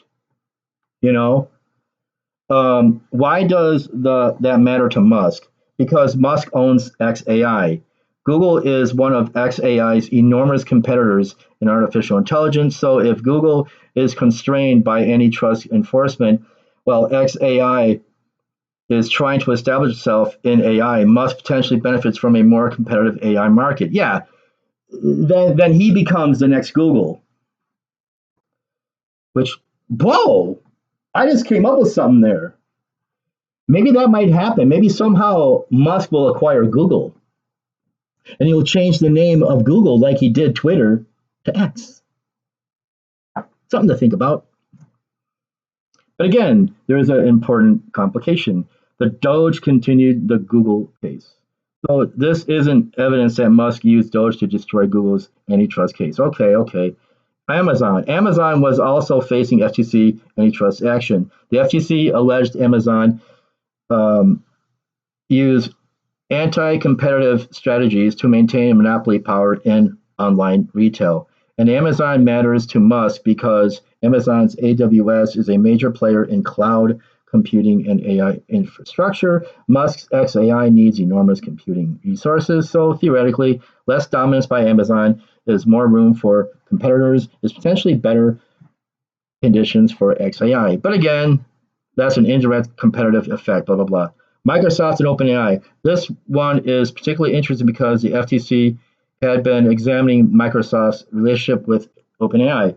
Microsoft is simultaneously one of the world's largest technology companies, a major AI company, a major cloud provider, and a major investor partner in OpenAI. Meanwhile, Musk's XAI is directly competing in the AI market. So antitrust scrutiny of Microsoft's relationship with OpenAI could potentially benefit XAI. Okay, here's a bigger pattern. What you're noticing is something like this. Musk's businesses operate in highly concentrated markets. So you have X, and then you have the competitors of X, which is Meta. You have XAI, and the competitors of that is Google, Microsoft, OpenAI, Amazon. You have Tesla, and then you have the large automakers, autonomous driving vehicles, SpaceX, traditional aerospace, telecom companies, and Neuralink, medical device companies. These are the competitors to these things that Elon Musk wants to, So it's like he wants to take over all this stuff. He would, and he might. Okay. At the same time, Musk became deeply involved in the government machinery responsible for regulating those markets. That's why the conflict of interest question is legitimate. So to move on, I'm going to skip a couple of paragraphs. I'm going to cut to this part where I tell AI, I didn't want to say he engineered all this stuff that I was saying before, but Trump created DOGE, and it looks as if it cut agencies that might have held back some big time money making. That's why I worded it. Yes, that is a much more precise way to frame what you're getting at. You're not claiming Musk personally engineered the cuts. You're asking whether Trump's decision to create DOGE and give Musk a major role in it resulted in government capacity being reduced in areas where regulation could constrain very profitable corporations, including corporations owned by Musk. And there is evidence for it. or for the first part of this. Okay, the pattern is real. The Trump administration's 2025 workforce reduction program affected a huge portion of the federal government. The GAO found that across 22 major agencies, the workforce fell by nearly 256,000 employees, more than 11% between December 2024 and January 2024 and January 2026, with some agencies falling more than 30%. Well, guess what? That 2,500,000 employees is more employees than Elon Musk directly employs worldwide. Anyways, let's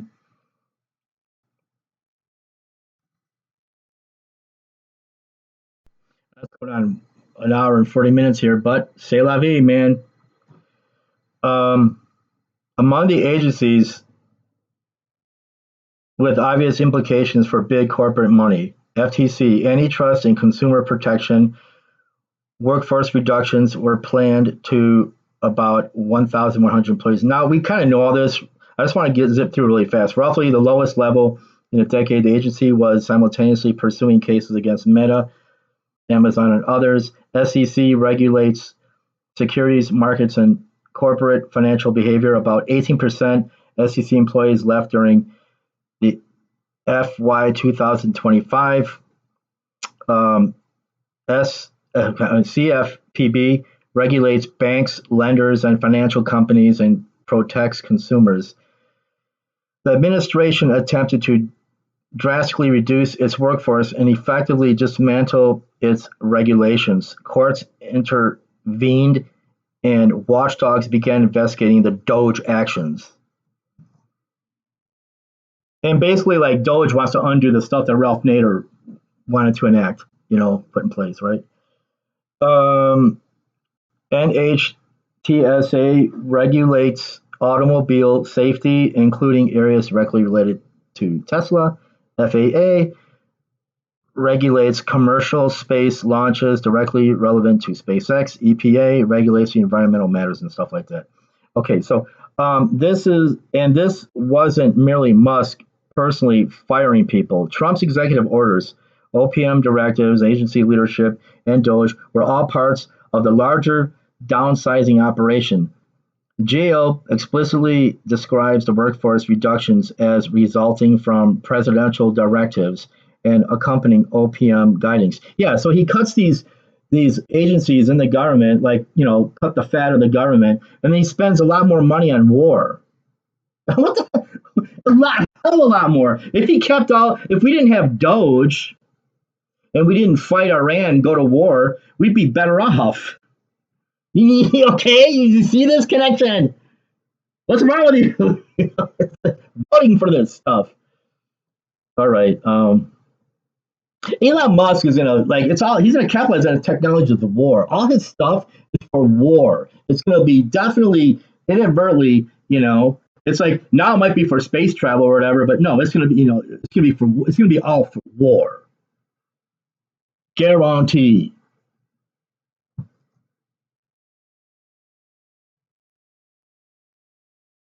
So, and this is where your big time money point becomes important. Regulation isn't merely paperwork.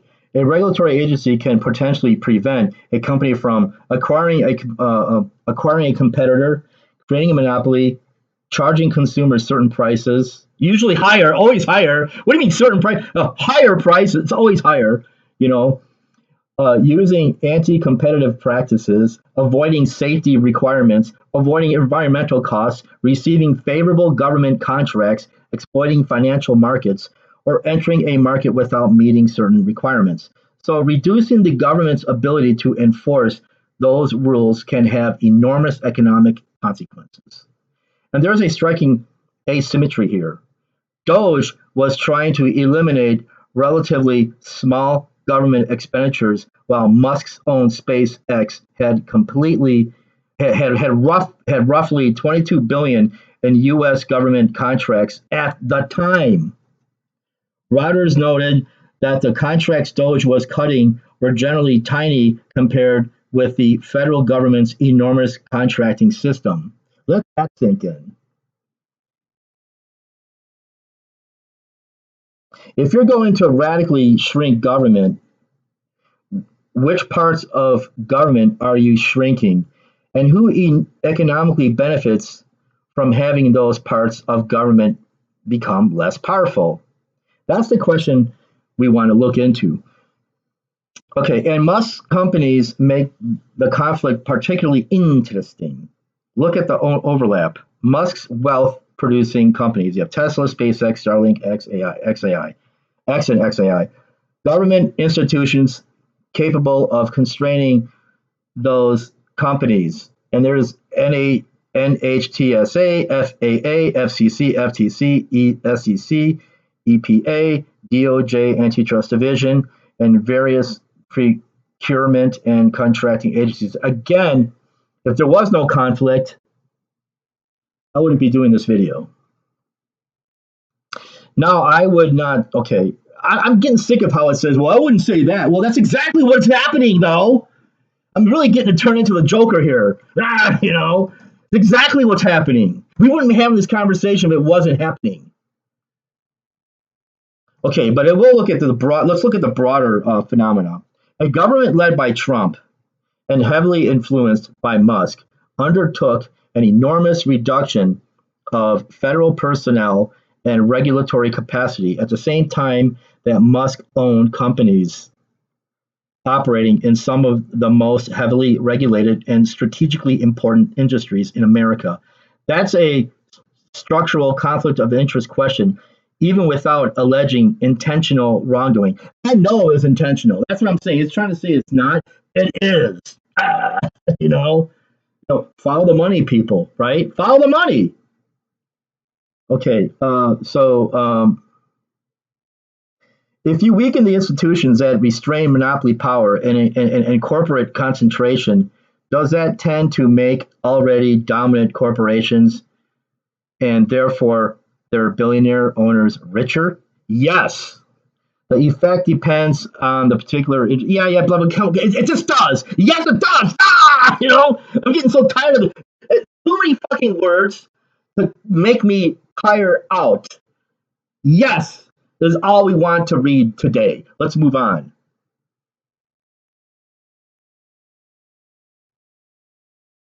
So I'm going to keep on going. Okay. So I ask it. I go back to the sleeping fox and I say, now that we see a connection,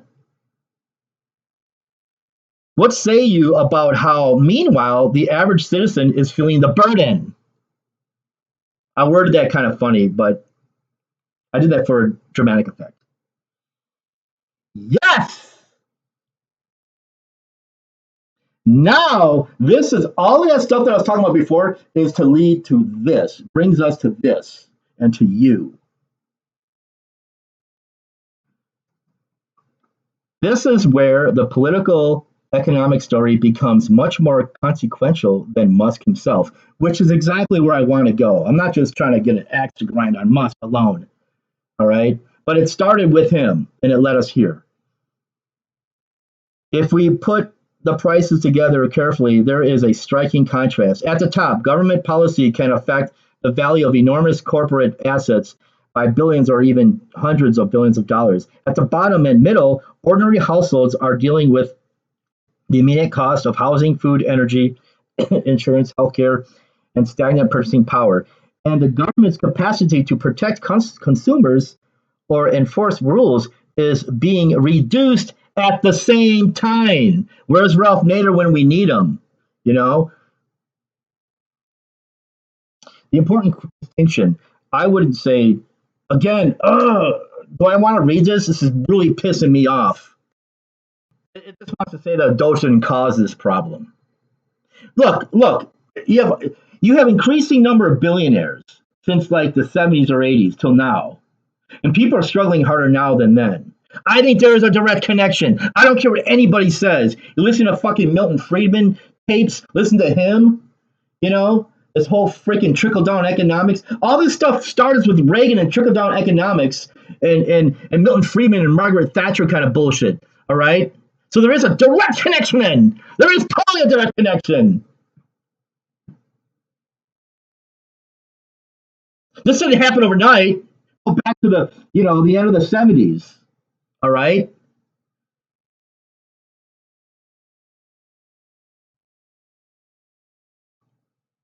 And another thing is, how many people know about the Powell Memorandum and the Trilateral Commission? Both the Republicans and Democrats are trying to attack the regular American citizen's ability to interact with the decision making of the government.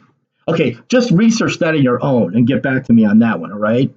This did not happen overnight, people. All of this did not happen overnight. Okay, so DOGE caused, this is what it wants to ask. The administration pursued a philosophy that prioritized shrinking government and reducing regulation, while the economic benefits of deregulation tend to accrue disproportionately to owners of capital, whereas the cost of a weaker public services and consumer protections can fall on ordinary people. Yeah, what happened? Yeah, and everything costs more for anything. And in order to live, you have to have money, and that's the whole problem. That's what Peter Joseph is all about. You should not have to have money in order to live, people. You should not have money in order to live. You should not have to have money in order to live. You should not have to have money in order to live. You should be able to live and to create and to do things. You should not have to have money in order to live. You get that? You understand that?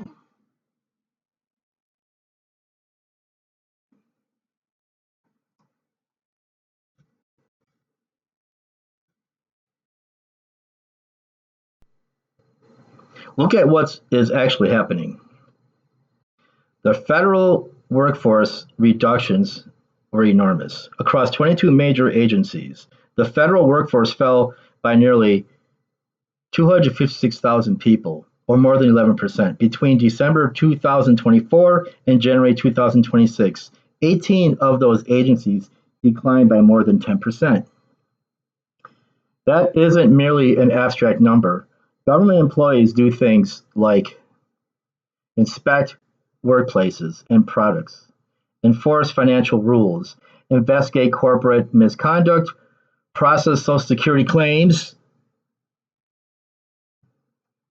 They want to privatize your Social Security. They're after your Social Security. I think George Carlin was already talking about that back when he was alive and kicking. And administer benefits, oversee environmental protections, regulate transportation safety, and enforce competition laws. This is the whole thing about a good government is like a referee in the game of life. All right. When those capacities shrink, the citizen doesn't necessarily see a line item called DOGE cut. Of course not. They may instead experience a longer wait, less enforcement, a weaker consumer remedy, or a company having greater freedom to charge, consolidate, or operate with fewer constraints. And the SEC is a good example. About 18% of its employees left, in 2000. FY is, I'm going to guess and say it's fiscal year. FY 2025. Yeah. Yeah, that's what it is. Yeah, okay, it's fiscal year 2025. That's the agency responsible for protecting investors and overseeing America's securities markets. Meanwhile, the cost side hasn't disappeared. The latest BLS figures show that in April 2026, consumer prices were still 3.8% higher than a year earlier, with shelter up 0.6% in that month. Food up 0.5% and energy up 3.8%. That's the important psychological difference. For a billionaire, a 10% change in the value of a giant stock holding can mean billions in additional wealth. For a normal household, a few hundred extra dollars a month in rent, groceries, utilities, or insurance can mean credit card debt, delayed medical care, no savings, inability to buy a home, financial insecurity. That's where it all leads to, folks. Those are completely different economic experiences. And this gets to your larger point about capitalism. Thank you very much. The question isn't really whether Musk is personally evil. Oh, isn't it? No, okay.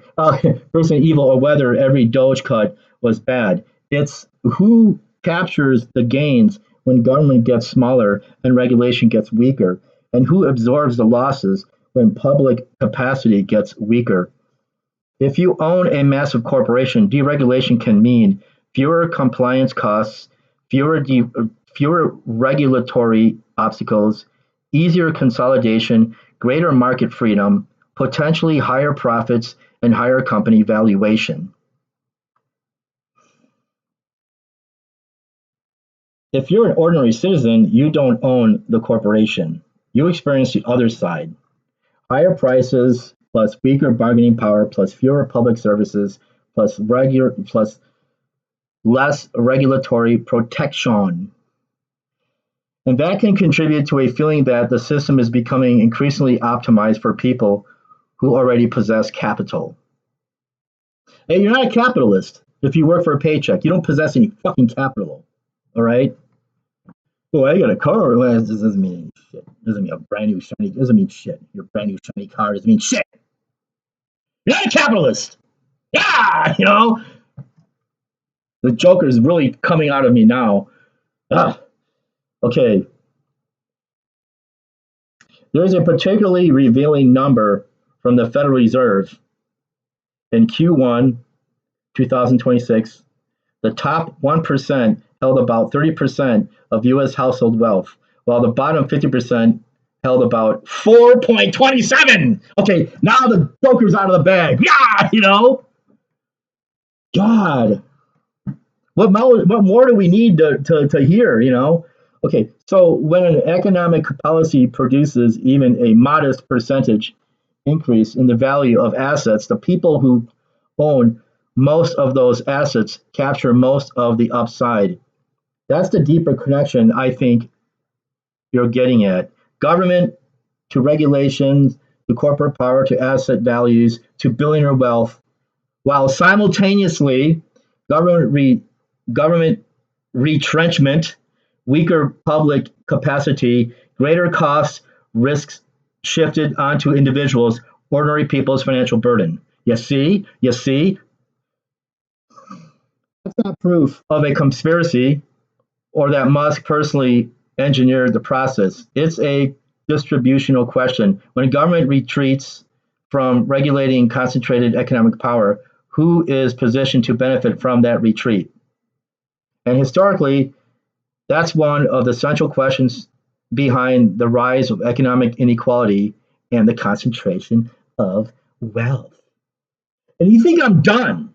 Huh? You think I'm done? Oh, no. Because I'm asking, is Trump enriching himself and those of his class while bankrupting the country? I think enriching himself and his class while bankrupting the country captures a real concern, but bankrupting is too absolute if you mean literally making the United States unable to pay its debts. The more economically precise argument is that Trump has pursued policies that can increase wealth and market power at the top while substantially worsening the federal government's long-term debt position. No, it's also fucking up our everyday lives. Put it that way, okay? One, Trump himself has been making extraordinary amounts of money. Yeah, while he's president. Yeah, you know what I mean? Damn. If it really get you upset, what will? You know? You wake up and the fox is eating half of your body. Okay, now you're the one sleeping. The chickens, you're sleeping, and the fox is eating you. Now you upset. Okay, Trump himself has been making extraordinary amounts of money. And this isn't hypothetical anymore. Oh, how cute. Trump's 2025 financial disclosure reportedly showed at least 2.2 billion in income, including about 1.4 billion connected to crypto ventures. Ah, this really makes me. Oh man, that is an extraordinary amount for a sitting president.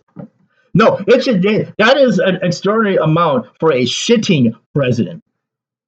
All right, he's shitting on all of you.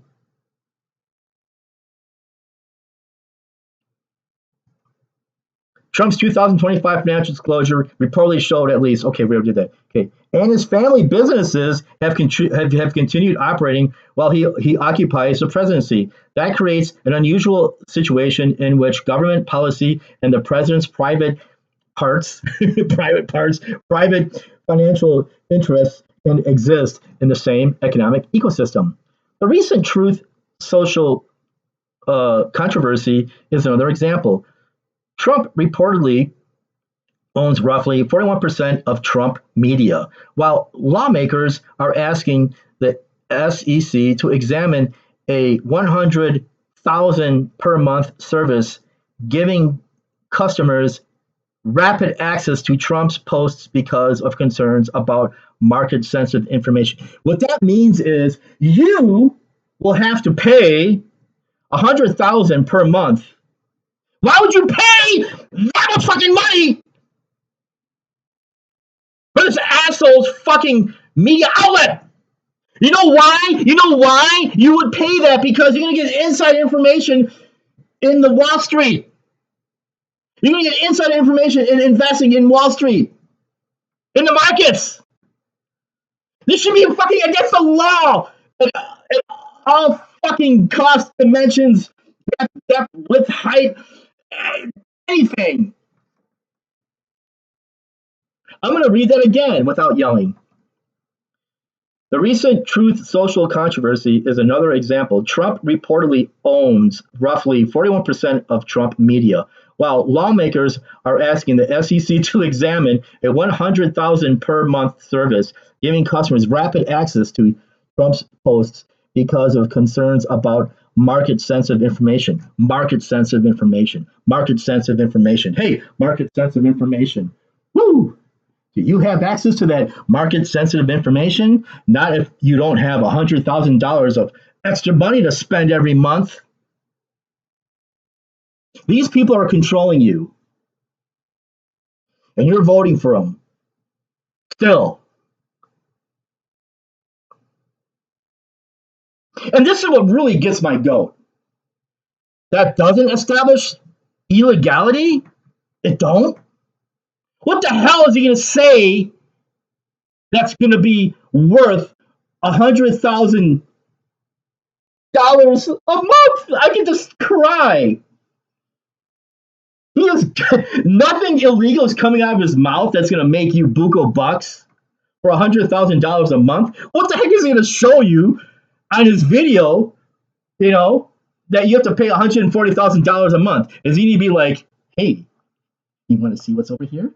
Is he gonna let me show you a little push? Maybe he's gonna go a little further. He's gonna show you his fucking Dark Star. Is that what you want to see? Maybe he's got what the hell? What the fuck is wrong with you people? Of course it's illegal. It should be illegal.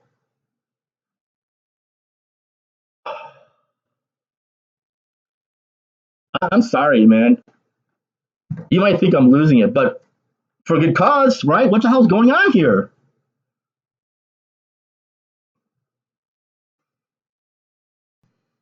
It's like he's gonna show you the Lindsey Graham ladybugs. He's got Donald Trump's like, look, I got a few of my own in my own chamber. It's like it's disgusting. What is gonna be there for $100,000 a month?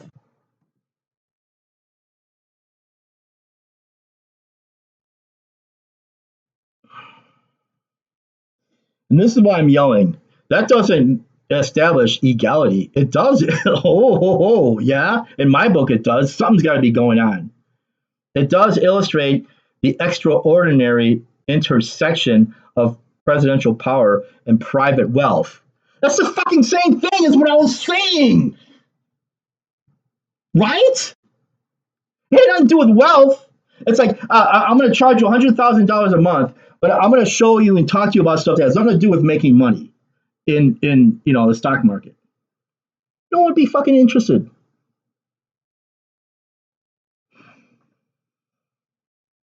The tax and spending policy is adding to the debt. Number two here. Okay, this is the part that's much more easier to quantify. The 2025 Tax and Spending Law, the One Big Beautiful Bill Act, was estimated by CBO to increase deficits by 3.4 trillion over 2025-2034. This goes into the future to the year 2034.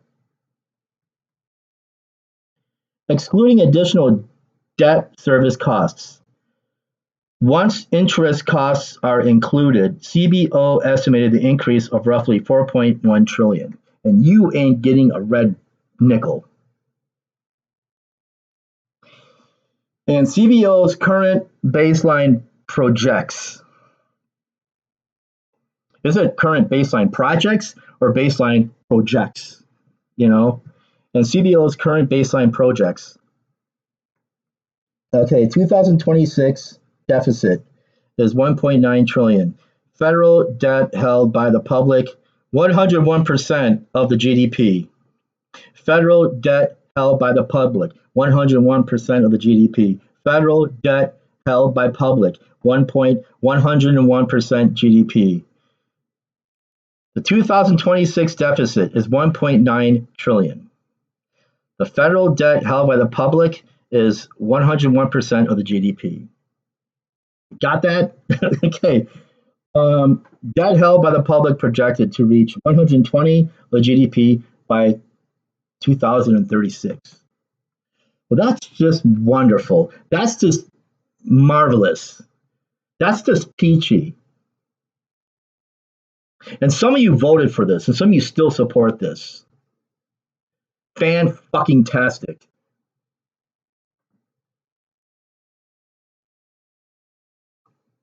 So yes, the federal government's fiscal position is deteriorating substantially. And there's an important nuance. 3, it's not simply tax cuts for billionaires. The legislation cuts spending as well as taxes, and some of those spending reductions affect programs used heavily by ordinary Americans. You're going to get shittier public service. For the things you buy into, you're going to get shittier service. All right?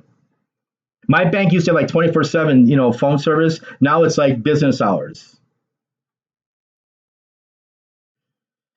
Okay, the CBO's accounting of the enacted legislation estimates approximately 4.6 trillion less revenue versus 1.1 trillion less direct spending over 2025 and 2034. That produces a net 3.5 trillion increase in the deficit before additional interest costs. So the basic arithmetic is large reduction in government revenue plus smaller reduction in spending, substantially more borrowing. And the people who own financial assets can potentially benefit from the tax reductions and higher after-tax returns, while the government finances the resulting gap through additional borrowing from you. You carry the burden. This is where your previous question about DOGE connects. This is the part I think you're really getting at. Ooh, oh man, I'm chomping at the bit for this, right? Aren't you? You have two things happening simultaneously. A government is being made smaller. DOGE and the administration reduce personnel and regulatory capacity. B, government revenue is being reduced. Major tax provisions reduce federal revenue and increase deficits. That creates an interesting political economic arrangement. Reduce the government's ability to regulate powerful economic actors while simultaneously reducing the taxes collected from the private sector, and then finance the remaining government through additional borrowing. That's fucked. That doesn't automatically mean it's malicious. Yeah, it does. Again, man, the Joker's coming out, man. Look, it's like the person stabbed you in the back with a knife. Well, that's not malicious if he does it slowly, ever so slowly.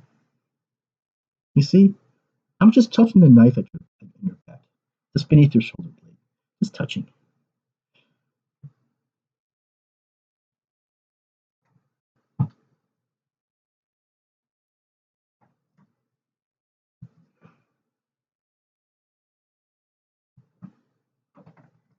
But the distributional consequences matter enormously. Duh!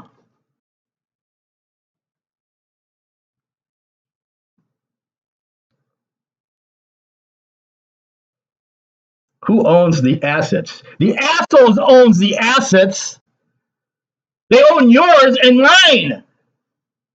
The assholes owns the assets. They own your ass and they own mine. What are we gonna do about it? What are we gonna do about it, people? What are we gonna do about it? Let us proceed. If you cut taxes on investment income, corporations, estates, businesses, and high earners, the people with the most capital are positioned to receive the largest dollar benefits, right? If you weaken antitrust enforcement, large corporations may gain greater market power. If you reduce environmental or safety regulation, regulated businesses can save money. If you reduce financial regulation, financial firms can potentially operate with fewer constraints. If we reduce government employment and public services, ordinary people may encounter more difficulty accessing government programs. So the economic flow can look like government retreats, to corporations face fewer constraints, to owners retain more profits, to assets value rise, to wealthy owners become wealthier. While simultaneously, government revenues fall, deficits rise, national debt rises, interest costs rise, future taxpayers inherit the obligation.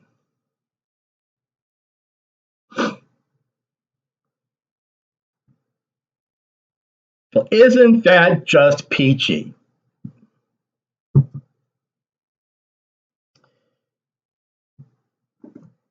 That's the stronger version of your argument. And I phrased in conclusion carefully. Oh, okay, let's just see what it says.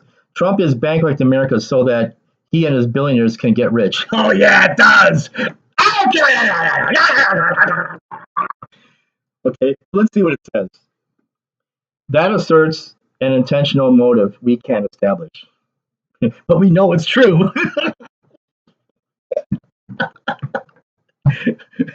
Okay, I'd say it's a lot more words, you know, might as well read it. Trump's second term policies have created a striking contribution. Okay, Trump's second term policies have created a striking distributional pattern. His own financial interests have expanded dramatically while his administration has pursued deregulation and major tax reductions that disproportionately benefit capital owners, even as those policies contribute to substantially larger federal deficits and debt. Meanwhile, many of the costs, reduced public capacity, higher borrowing obligations, and the potential loss of government services and protections are spread across the broader population. Let's read that again. It's so wordy, you know. Trump's second term policies have created a striking distributional pattern. His own financial interests have expanded like his fucking belly dramatically while his administration has pursued deregulation and major tax reductions that disproportionately benefit capital owners. Those are the capitalists, even as those policies contribute to substantially larger federal deficits and debt. Meanwhile, many of the costs, reduced public capacity, higher borrowing obligations, and the potential loss of government services and protections are spread across the broader population. I like Trump is bankrupting America so that he and his billionaires can get rich. Much better, don't you? All right. That's a much harder argument to dismiss because each component can be examined independently with actual numbers. And there is one especially interesting question left: whether the tax cuts actually benefit the middle class enough to compensate for the cuts, the programs, and the additional debt, or whether the net effect is essentially a transfer upward that can be measured rather than argued ideologically.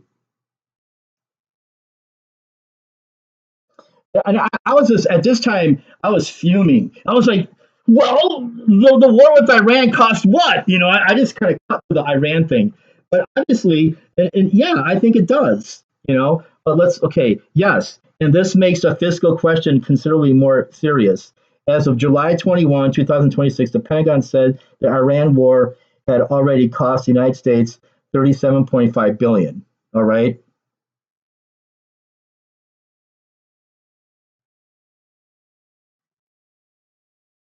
It's like, the government's like saying, we have to cut this agency. We can't afford this program. We need to reduce the government. But then tens of billions of dollars can be spent very rapidly on warfare. I mean, that's what's going on. Well, that's pretty obvious about the war, right? Spending. And okay, so let's go back to the AI went, and there's an especially interesting question left: whether the tax cuts actually benefit the middle class enough to compensate for the cuts to programs and the additional debt, or whether the net effect is essentially a transfer upward that can be measured rather than argued ideologically. And so that's the question. I took its question and I asked AI its own question. Yes, that is the empirical question. And now that the 2025 tax and spending law has actually been enacted, we can get much closer to answering this shit. The strongest evidence so far comes from the Congressional Budget's Office, which was the CBO. And so it found that the 2026, 2034, estimates that the average annual change in household resources roughly looks like this. The income group, bottom 10%, annual change per household minus 1,559. Okay, 10 to 20% minus $77. $749. 20 to 30%, 312, 30 to 40%, 61. So you get the picture. And so the top 10% is 12,044 plus is plus. So that's minus. So the minus is the minus can't be good, right? And the minus is for the people who are the bottom 10%, the bottom, and then the 10 to 20, the 20 to 30, the 30 to 40, the 40 to 50, and the 50 to 60. Oh wait, okay. So actually, when you get to the 30 to the 30 40 the 30 to 40% from the bottom of how much you earn, they start getting a plus sign. So it's from 20 to 30%, it was minus 312. And then from 30 to 40%, it's plus $61. And you go all the way to the top 10%. It's 12,000 and 44. And so those figures include both tax changes and changes in government benefit spending, not merely income tax cuts. And the really striking part is the distribution of the gains. About 68% of the total increase in household resources goes to the top 10%, while the bottom three deciles actually lose resources. So that is a form of, moving up, trickling upward, right? Okay. So your phrase transfer upward isn't merely ideological language. It's actually real. It's measurable. And so then it goes like the saying, but there is an important wrinkle. The middle class doesn't receive a tax benefit. For example, CBO estimates that the fifth and sixth income deciles gain roughly 514 to 985 per household per year, respectively, after accounting for the law's various effects. So it would be inaccurate to say that the middle class gets nothing. So, okay, the question becomes: is that gain large enough to compensate middle income households for the value of the public programs being reduced, and for the longer term consequences of the additional federal debt? And that's where the picture becomes considerably less favorable. The CBO estimates the enacted law reduces projected Medicaid spending by about 1.2 trillion through 2035, and SNAP and spending about 211 billion. CBO projects that the Medicaid changes alone will result in 13.1 million fewer people enrolled in Medicaid. And so basically what that says is, yeah, you get some benefit from the tax cuts, like, your household, right? But all this other stuff is going to be gone. So all that money is to go towards that. So I think that when you look at the bigger picture, not just like, what you pay, in taxes, it's the bigger picture. You're going to wind up having to pay more money just to live. So, and then that is a trickle upward. I'm sorry, people. That's what it is. So this just tries to confuse you with this bullshit. And but it's legal. Okay, so and it says right here.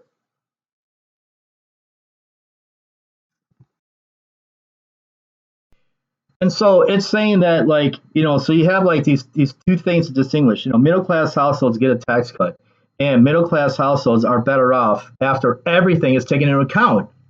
And this is where I want to end it, because this stuff just really fries my brain, how it just tries to avoid the truth, and so middle class, but the AI, I'm using AI for all these, for this whole thing to point to the matter. So it's like, so the first part is middle class households get a tax cut, which apparently, from what I was reading, it looked like it. And middle class households are better off after everything is taken into account. The first statement is true. The second is much more complicated. So why don't you just freaking say it? In the end, the big, beautiful, shitty ass fucking bill is not for your average person's benefit. It's for theirs. And that's what all this is about. And what's really interesting is, as I was asking, it goes into this like nuance. It's like, the CBO's distributional analysis says the bottom 30% are actually worse off, while gains rise steadily as you move up the income distribution. The top 10% receive an average annual increase of about 12,000, and that's what that was, 12,000,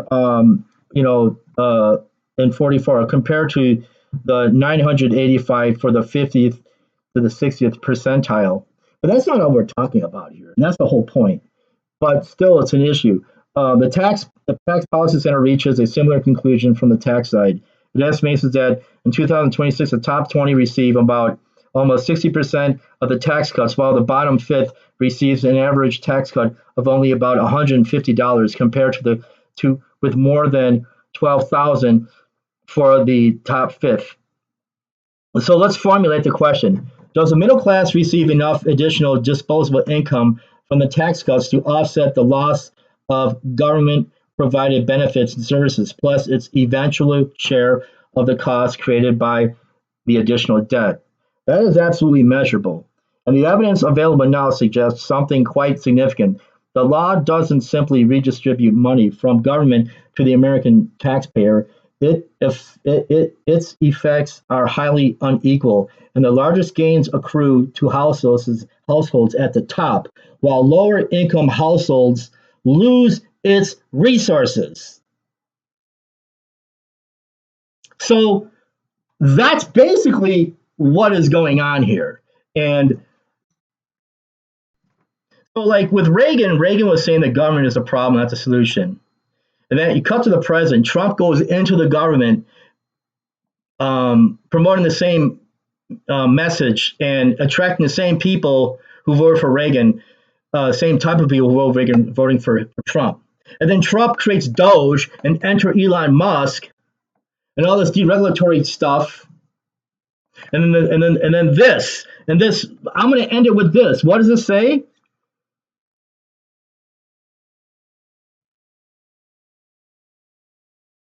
So, like, as I ended, this is where we're at. So, if anything, the $12,000 versus the 985 comparison isn't yet the complete accounting. The next step would be to calculate the net lifetime long-term effect on an actual middle class household, tax savings, and plus lost benefits, plus healthcare costs, plus state local effects, and eventual debt burden.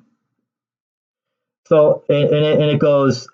That's where you want to go. That's what you want to ask. That's how you want to test this proposition. And so what I did was, yes, please let's look into that. And you know what?